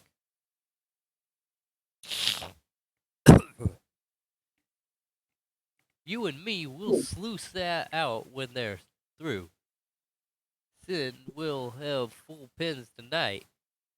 I'm seeing her down half a foot with fish waiting to clean, and we stood to the table till we was splitting ourselves outside of them. We was so sleepy. Yes, they're coming in now. Dan looked over the low bulwarks at half a dozen dories rowing towards them over the shining silky sea. I've never seen sea from so low down, said Harvey. It's fine. The low sun made the water all purple and pinkish, with golden lights on the barrels of the long swells and blue and green mackerel shades in the hollows. Each schooner in sight seemed to be pulling her dories toward her by invisible strings, and the little black figures in the tiny boats looked like clockwork toys. They've struck on good, said Dan between his half-shut eyes. Manuel hain't room for another fish. Lo is a lily pad in still water, ain't she? He. Which is Manuel. I don't see how you can tell him way off as you do. Last boat to the southward. He phoned you last night, said Dan, pointing. Manuel rows Portuguese. You can't mistake him. East of him, he's a heap better than he rows, is Pennsylvania. Loaded with saleratus, by the looks of him. East of him, see how pretty they string out all along, with the humpy shoulders as Long Jack. He's a Galway man inhabiting South Boston, where they all live mostly, and mostly them Galway men are good in a boat. North away yonder, you'll hear him tune up in a minute is Tom Platt, man of war's man. He was on the old Ohio, first of our Navy, he says, to go around the Horn. He never talks of much else, except when he sings, but he has fair fishing luck. There, what did I tell you? A All right, melodious... Oh, okay. that's the end of. You actually did 2.5 pages because I missed the last, or Oh, okay, sorry. 3 pages instead of 2 pages. My bad. But Alright, who's up after you? Tento. Alright, Brother. so a melodious bellow stole across the water from the northern dory. Harvey heard something about somebody's feet being cold, and then bring forth the chart, the doleful chart. See where the morning meet. The clouds are thick around their heads, the mist around their feet. Full boat, said Dan with a chuckle. If he give us, oh Captain, it's topping too. The bellow continued. And now to thee, O Captain, the most earnest I pray, that they shall never bury me in the church of the cloister grey. Double game for Tom Platt. He'll give me all you about the old Ohio tomorrow. See blue dory behind him? He's my uncle. Dad's own brother. And if there's any bad luck on loose the bank she'll fetch up again, Uncle Salter's sure. Look how tender he's grown up. He's rolling. I'll lay my wage and share. Hold on. Share he's the only man strung up today, and he's strung up good. What'll sting him? Said Harvey, getting interest. Strawberries mostly. Pumpkins sometimes, and sometimes lemons and cucumbers. Yes, he's strung up from his elbows. That man's luck's perfectly paralyzing. Now, you'll take a holto, the tackles, and hissed him, and is it true what you told me about just now? That you've never done hands turn or work in all your born life? Must feel kinda awful, don't it? I'm down to try work anyway. Harvey replied stoutly. Only it's all dead now. Only its old dead knew. Lay a hold till tackle, then behind ye. Harvey grabbed at the rope and long iron hook dangling from one of the stays to the main mast, while Dan pulled down another that ran from something he called a topping lift. The manual drew alongside loaded dory. The Portuguese smiled, a brilliant smile that Harvey learned to know well later. And the short-handed fork began to throw fish into the pen on the deck. 231, he shouted. Give him the hook, said Dan. And Harvey ran to the manual's hands. He slipped it through the loop of the rope and the dory's bow. Caught Dan's tackle, hooked it to the stern bucket, and clamped it to the schooner. Pull! Shouted Dan. Harvey pulled, astonished to find how easily the dory rose. Hold on to the... Don't nest it in the crotches. Dan laughed. And Harvey held on, for the boat lay in the air above his head. Lower away! Shouted Dan. Harvey lowered.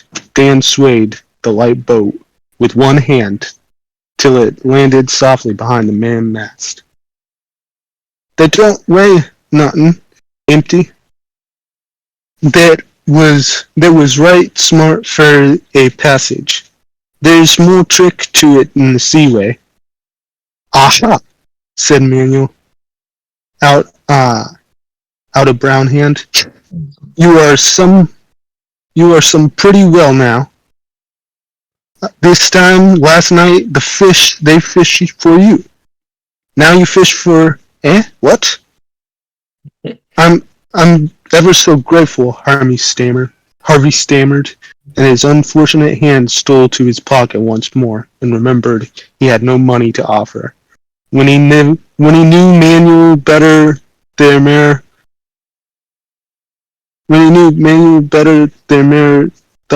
mare thought a mistake might have made would covered him with hot, uneasy blushes in his blank. There is no to be thankful to me. How shall I leave you drift round the banks? Now you are fishermen, what? Oh! He bent backwards and forwardly stiffly, his hips to get the kinks out of himself. I have not cleaned boat today. To busy the struck creek. Danny, my son, clean for me. Harvey moved forward at once. Here was something he could do for the man who saved his life. Dan threw him a swab, and he leaned to the dory, mopping the slime clumsily. But the great goodwill.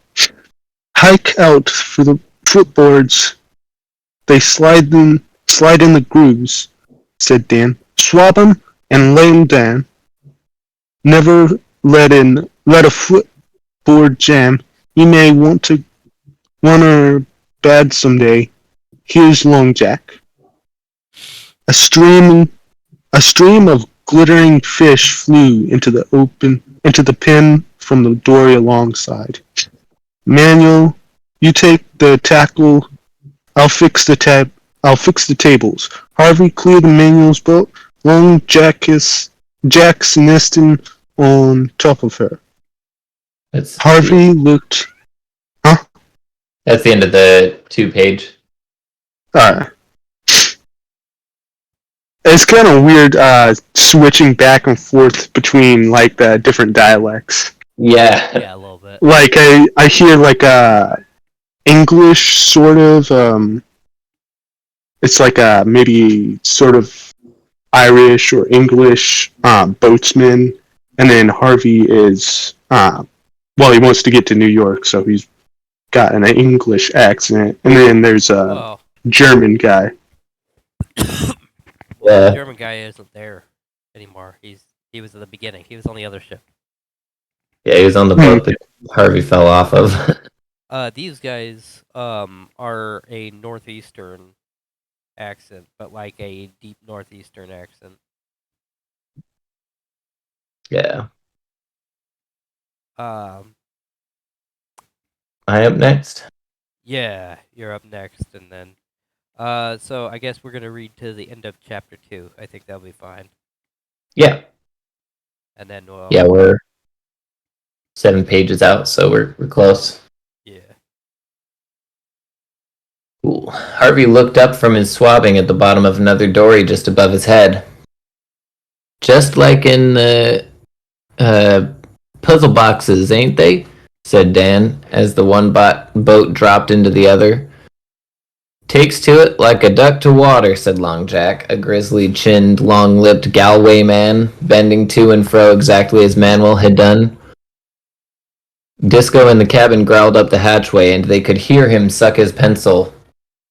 149 and a half bad luck to ye, Disco Bliss, said Long Jack. I'm murdering myself to fill your pockets.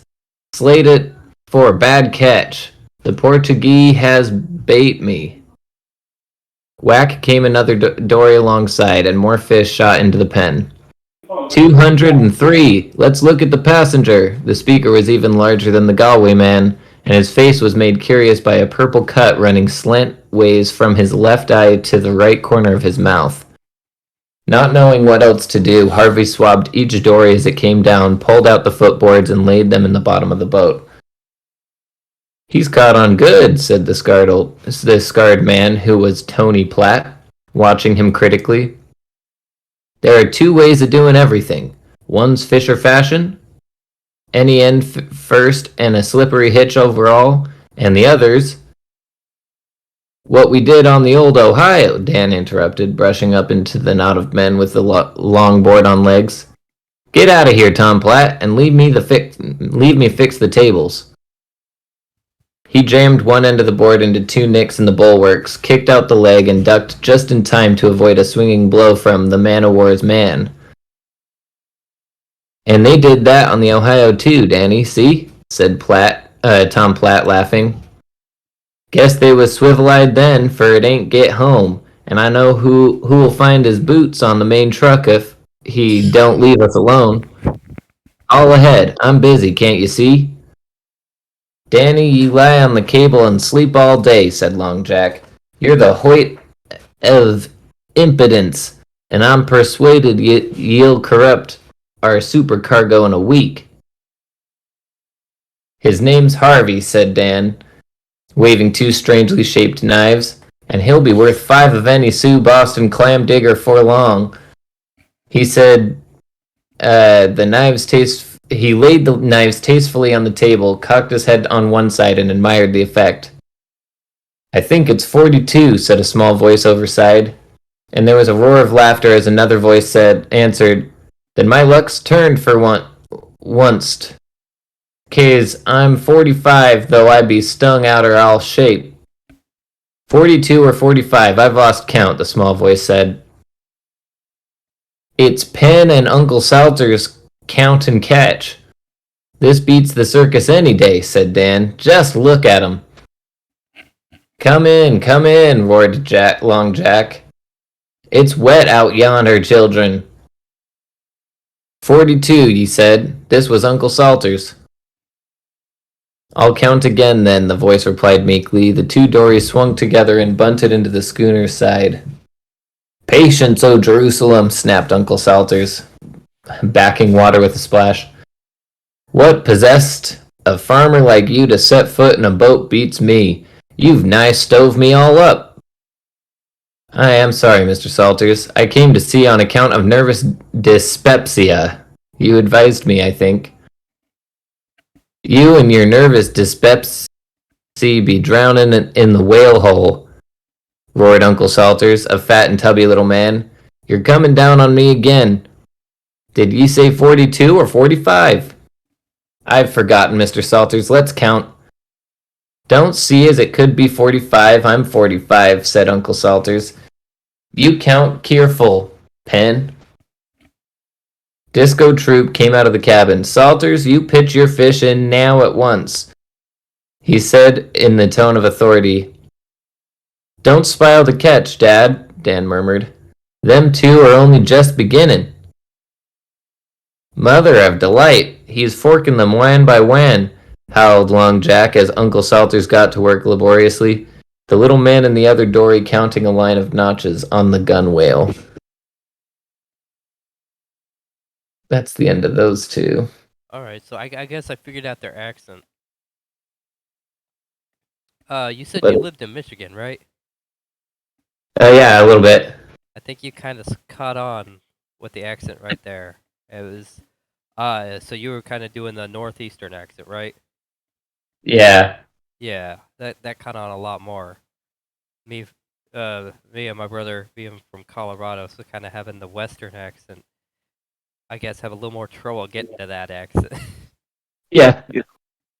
Oh, sorry. But it's a northeastern accent, I can see now, with like Pennsylvania Yeah, and whatnot. Just some of them are a little more deeper, as you can see reading this. What's a gun whale anyway? Yeah. Gun whale. Gun whale, let's look that up. Is it okay if I Oh, never mind. Gun whale. What is the gun whale of a ship? The top edge of the hull of a ship or boat. Oh, that's interesting. So kind of like the ring that goes around the boat at the top. That's kind of the lip on the boat. Oh, Cool. that's interesting. Yeah. Well, that's good for me to know because I'm in fire department and we do it's White Lake Fire Department, so we do water rescues too. Cool. All right, so it is Splooge's turn. Alrighty. Let's see where. This would be the top of 25 if you've got page numbers. It says that was last week's catch. That was last week's catch. Okay, should be.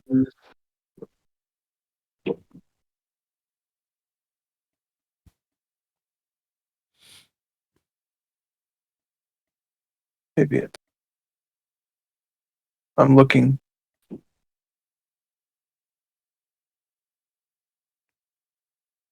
Da-da. I'm looking. You're good.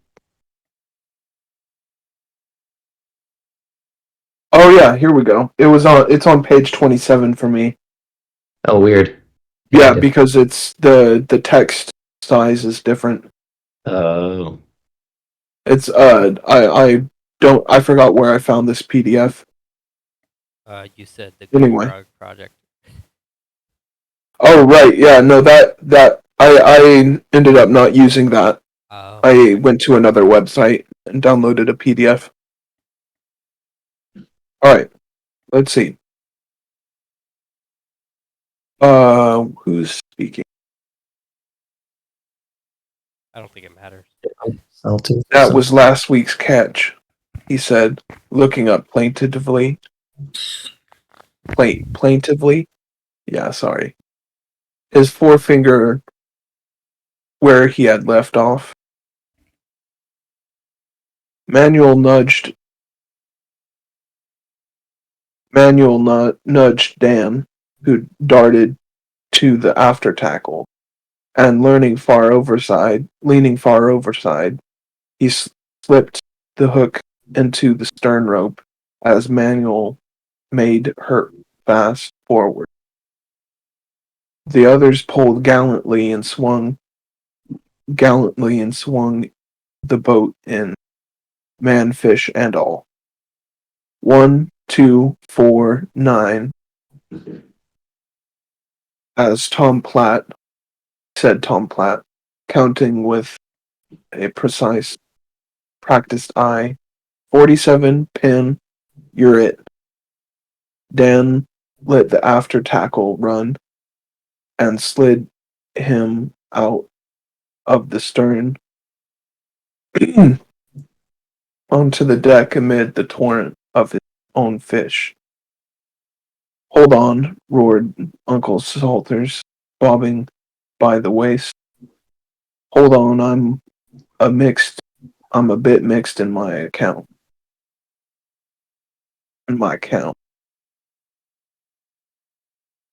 He had no time to protest, but but was hove inboard and treated like Pennsylvania. 41, said Tom Platt, beat by a farmer. Salters, you such a sailor too. 'Twarn't fair camp, he said, stumbling out of the pen, and I'm stung up all to pieces. His thick hands were puffy and mottled purple white. Some folks will find strawberry bottom, said Dan, addressing the newly risen moon. If they have to drive for it, seems to me. And others, said Uncle Salters, eat the fat of the land in sloth, and mocks their own blood kin. C-E, said a voice. No, a voice Harvey had not heard called from the folk forecastle disco troupe.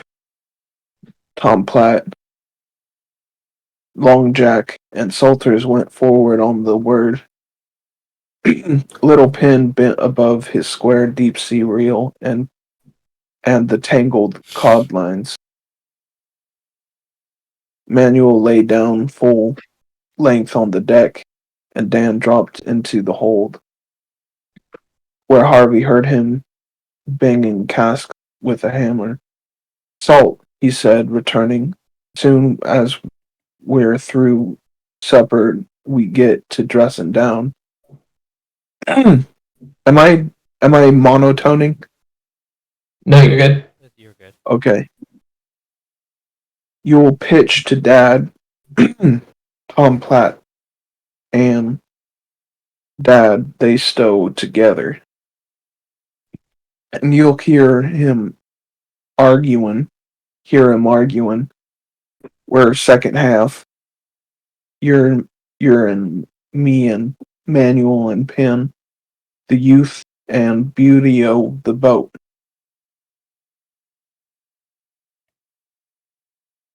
What's the good of that? Said Harvey. I'm hungry. They'll be through in a minute. Suff. She smells good tonight. Dad's ship a good cook. Dad ships a good cook if he do suffer with its brother. It's a full catch today, ain't it? It. Oh, ain't it? I ain't it? He Think pointed. ain't. Yeah, that's what I thought. He pointed at the pins piled high with cod. Whatever, what water did have you have, Manuel? 25 farther. 25, father, said the Portuguese sleepily. They strike on good and weak. Some day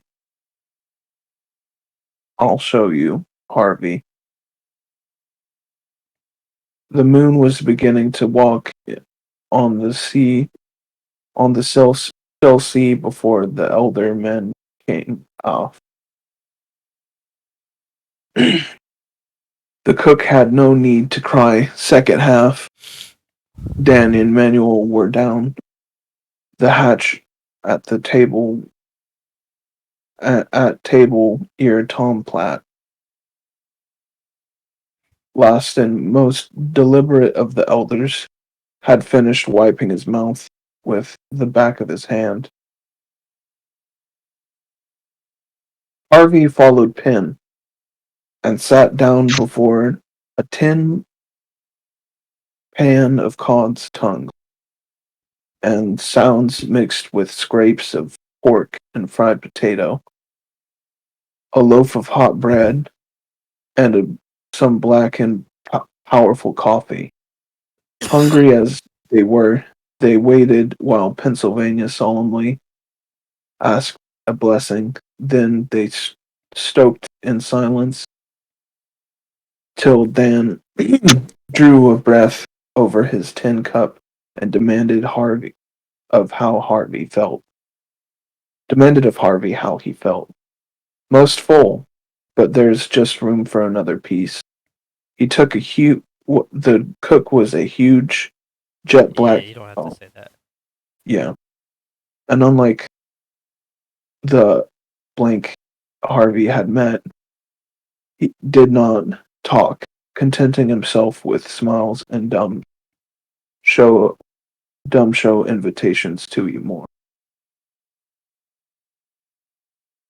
See, Harvey, said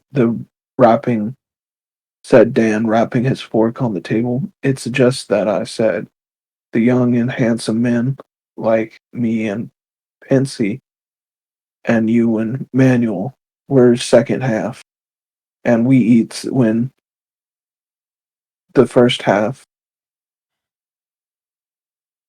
are through.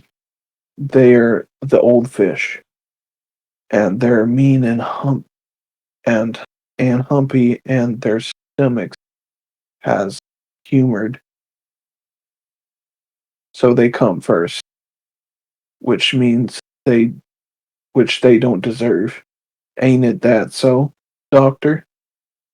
The cook nodded.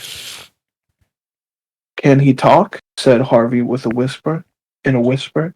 Not to get along. Not much anything we know. His natural tongue's candor curious. Comes from the innards of Cape Breton. He does where the farmers speak homemade Scotch. Cape Breton's full of whose folk runnin' there during our war, and they talk like farmers, all huffy duffy. That is not Scotch, said Pennsylvania. That's Gaelic. So I read it in a book. Yeah, it's Breton. That's the language that they speak in Cape Breton. Penn reads a heap. Most of what he says is so kep, kep, sep, Except, like, is so accept. sep, is so sep when he comes to a count. Oh, fish, eh? Does your father just let him say how many they caught without checking them? Said Harvey. Why, yes. Where's the sense in man laying for a few old cod?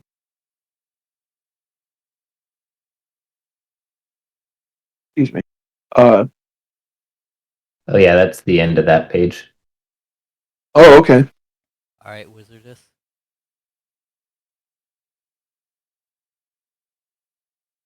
Rachel Wizard. I know. I was trying to figure out how to unmute. Oh, you good? Yeah. Was a man one slide for his catch? Man will put in. Lied every day. 5, 10, 25 more fish. Then come, he said there was. Sorry. Where was that? Said Dan. None of our folk. Frenchman of Angui? I don't know. Then was Angie. Ungi. Angie? Oh yeah. Them West Shore Frenchmen don't count anyway. Stands to reason they can't count. That's kinda rude. If you run across any of their soft folks, Harvey, you'll know why, said Dan, with an awful contempt. Always more, never less, every time we come to dress. Long Jack roared down the hatch, and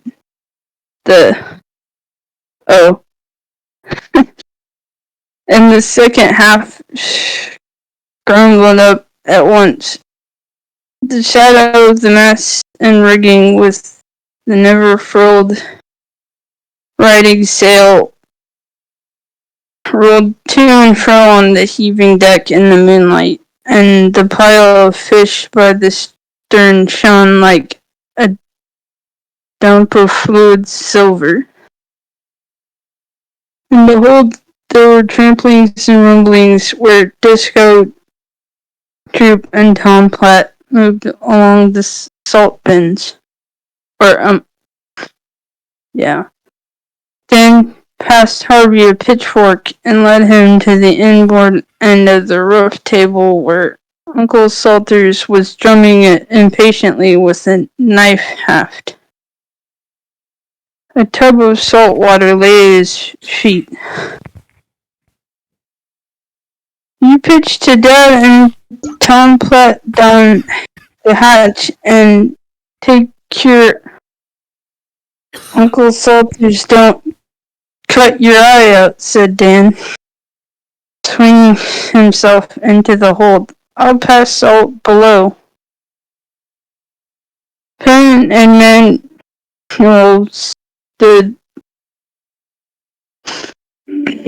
knee deep among cod in the pen, flourishing drawn knives.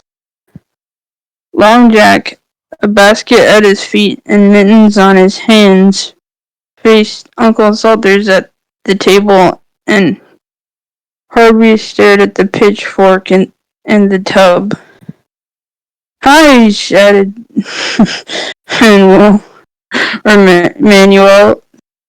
deep into the fish and bringing one up with a finger under its gill and a finger in its eyes. He laid it on the edge of the pen. The knife blade glimmered with a sound of tearing, and the fish split from throat to vent, with a nick on either side of the neck, dropped at Long Jack's feet. I don't know why they say that, but hi, said Long Jack, and with a scoop of his mittened hand, the cod sliver dropped in the basket. Another wrench and scoop sent the head an awful flying, and the empty fish slid across to Uncle Salters, who snorted fiercely. There was another sound of tearing, and the backbone flew over the bulwarks, and the fish, headless, gutted, and open, splashed into the tub, sending the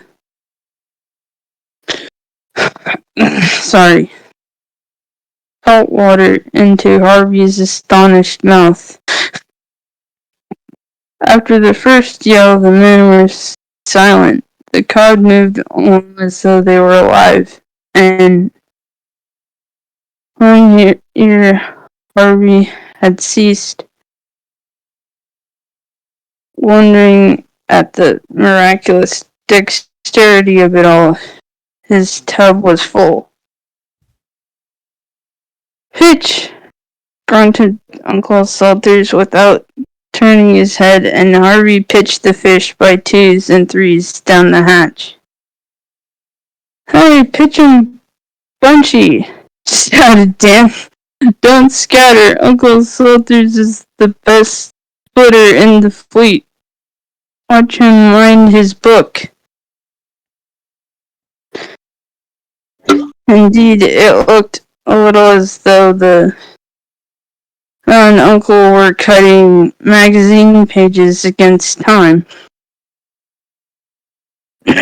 Manuel's body, cramped from the hips, stayed like a statue, but his long arms grabbed the fish without ceasing. Little Pen toiled valiantly, but it was easy to see he was weak. "Just tell me when to stop."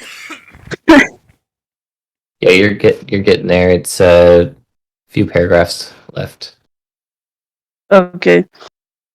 But it was easy. Oh yeah, I read that already. Once or twice, Manuel found time to help him without breaking the chain of supplies, and once Manuel howled because he had caught his finger in a Frenchman's hook.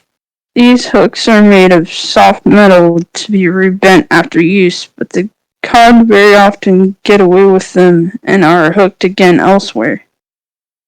And that is one of the many reasons why the Gloucester boats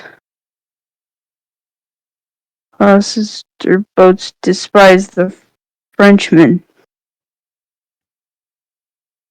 Down below, the rasping sound of rough salt rubbed on rough flesh sounded like the whirling of a grindstone.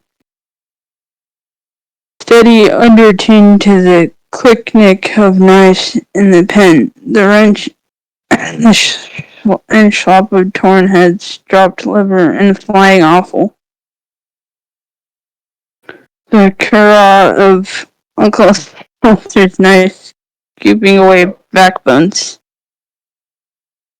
and the flap of wet, open bodies falling into the tub. At the end of an hour, Harvey would have given the world to rest for fresh, wet cod way more than you would think, and his back ached with the steady pitching. But he felt for the first time in his life that he was one of the working gang of men, took pride in this thought, and held on sullenly. "Knife, oh!" shouted Uncle Salters at last.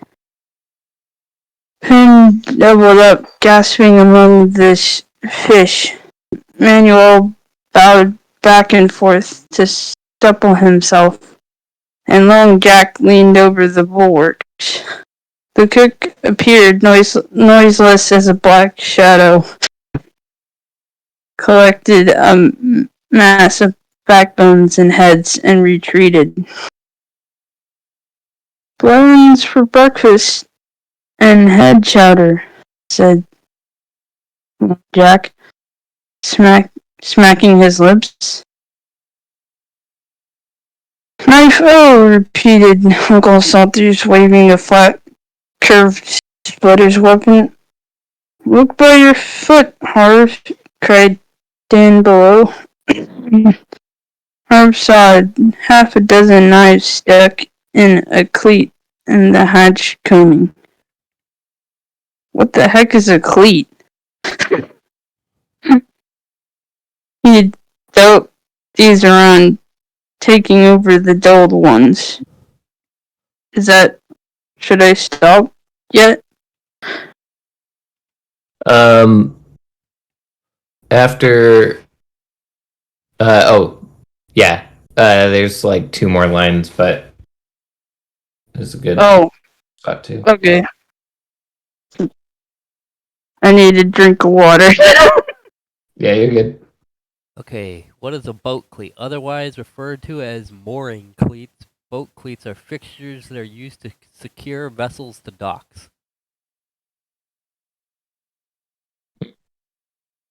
Oh, Emails.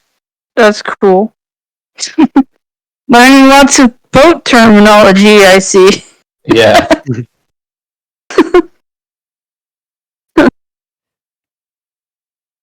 Who's Alright. up next? Is it you, Terex? Yeah. Water, said Disco Troop. Scuttlebutts forward and the dippers alongside. Hurry, Harv, said Dan. He was back in a minute with a big dipper full of stale brown water, which tasted like nectar and loosed the jaws of Disco and Tom Platt. These are cod, said Disco. They ain't Damascus figs, Tom Platt, nor yet silver bars. I've told you that ever single time since we've sailed together. A matter of 7 seasons, returned Tom Platt coolly. Good stowin's good stowin' all the same. And there's a right and wrong way of stowin' ballast, even. If you'd ever seen 400 ton of iron set into the Hi, with a yell from Manuel as the work began again, and never stopped till the pen was empty. The instant the last fish was down, Disco Troop rolled aft to the cabin with his brother, Manuel, and Long Jack went forward. Tom Platt only waited long enough to slide home the hatch ere he too disappeared. In half a minute, Harvey heard deep snores in the cabin, and he was staring blankly at Dan and Penn. I did a little better that time, Danny, said Penn, whose eyelids were heavy with sleep. But I think it's my duty to help clean. Wouldn't have your conscience for 1,000 quintals, said Dan. Turn in, Penn. You've no call to do boys' work. Draw a bucket, Harvey. Oh, Penn, dump these in the gurry but for you sleep. Can you keep awake that long? Penn took up the heavy basket of fish livers, emptied them into a cask with a hinged top lashed by the fossil. Then he too dropped out of sight in the cabin. Boys clean up after dressing down, and first watch in calm weather is boys' watch on the We're Here. Dan sluiced the pin energetically, unshipped the table, and set it up to dry in the moonlight, ran the red knife blades through a wad of oakum, and began to sharpen them on a tiny grindstone. As Harvey threw offal and backbones overboard under his direction. At the first flash of a silvery white ghost rose bolt upright from the oily water and sighed a weird, whistling sigh. Harvey started back with a shout, but Dan only laughed. Grampus, said he, begging for fish heads. They up in the way when they're hungry. Breath on him like the doleful tunes, ain't he? A horrible stench of decayed fish filled the air as the pillar of white sank, and the water bubbled oilily. Haven't you never seen a grampus up in before? You'll see 'em by hundreds 'fore you're through. Say, it's good to have a boy aboard again. Otto is too old and a Dutchy at that. Him and me, we fought considerable. Wouldn't have cared for that if he'd been a Christian tongue in his head, Sleepy. Sleepy? Dead sleepy, said Harvey, nodding forward. Mustn't sleep on watch. Rouse up and see if our anchor light's bright and shining. You're on watch now, Harv. Pshaw, what's to hurt us? Bright's day, snore. Just when things happen, Dad says. Find weather good sleeping, and before you know, maybe you're cut in two by a liner. And 17 brass-bound officers, all gentlemen, lift their hand to it that your lights was out, and there was a thick fog, Harv.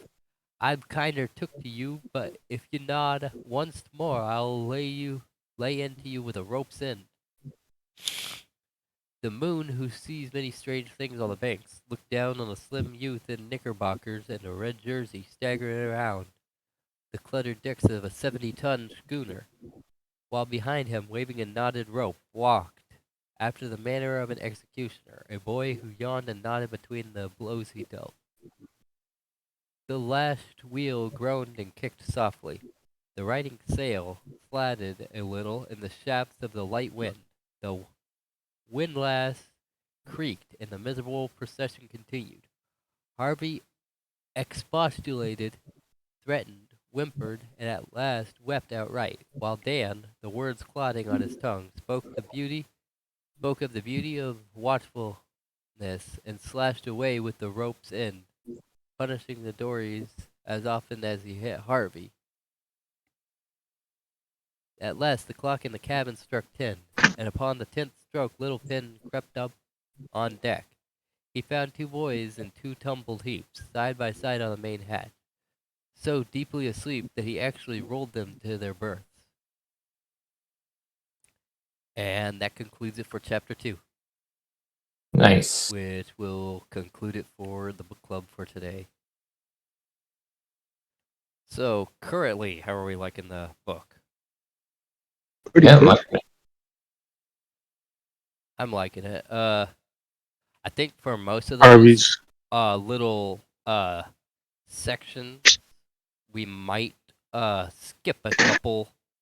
Like, we might skip a line or so to like you know what I'm talking about. The bad words. yeah, we'll kind of skip over those little lines. Words that could get you in big trouble if you said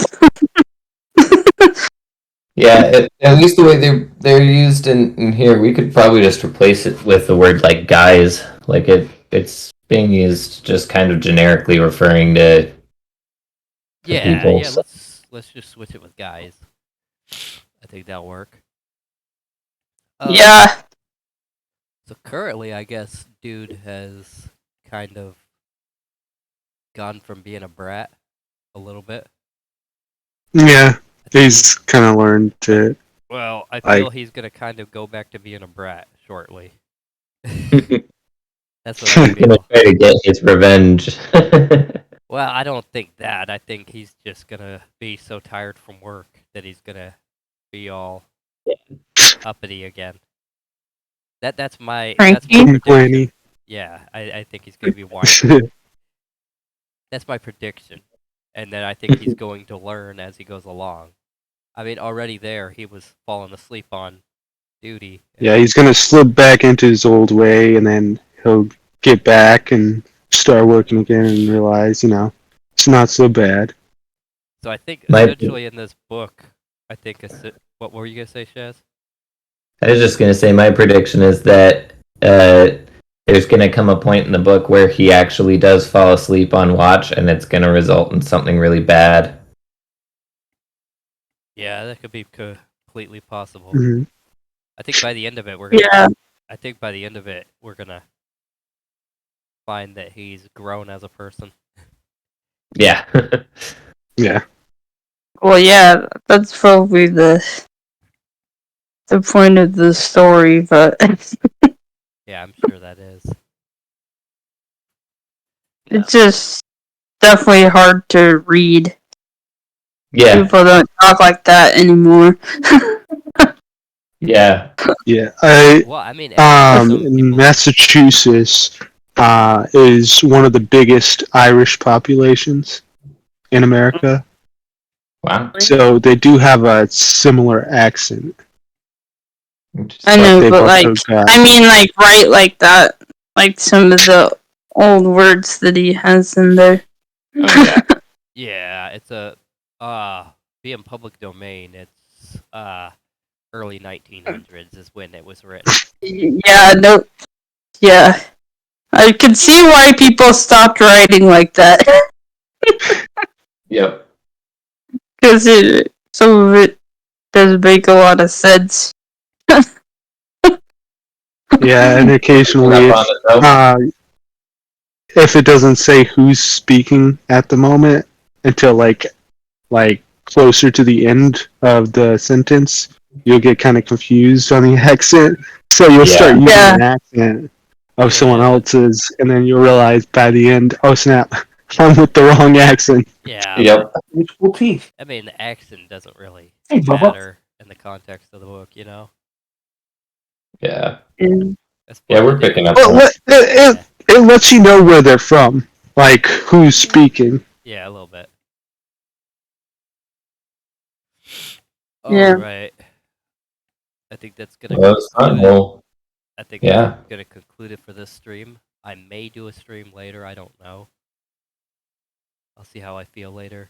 But I think that concludes it for the book club stream, and same time next Saturday is when we'll do the next one. I think 2 chapters is good enough.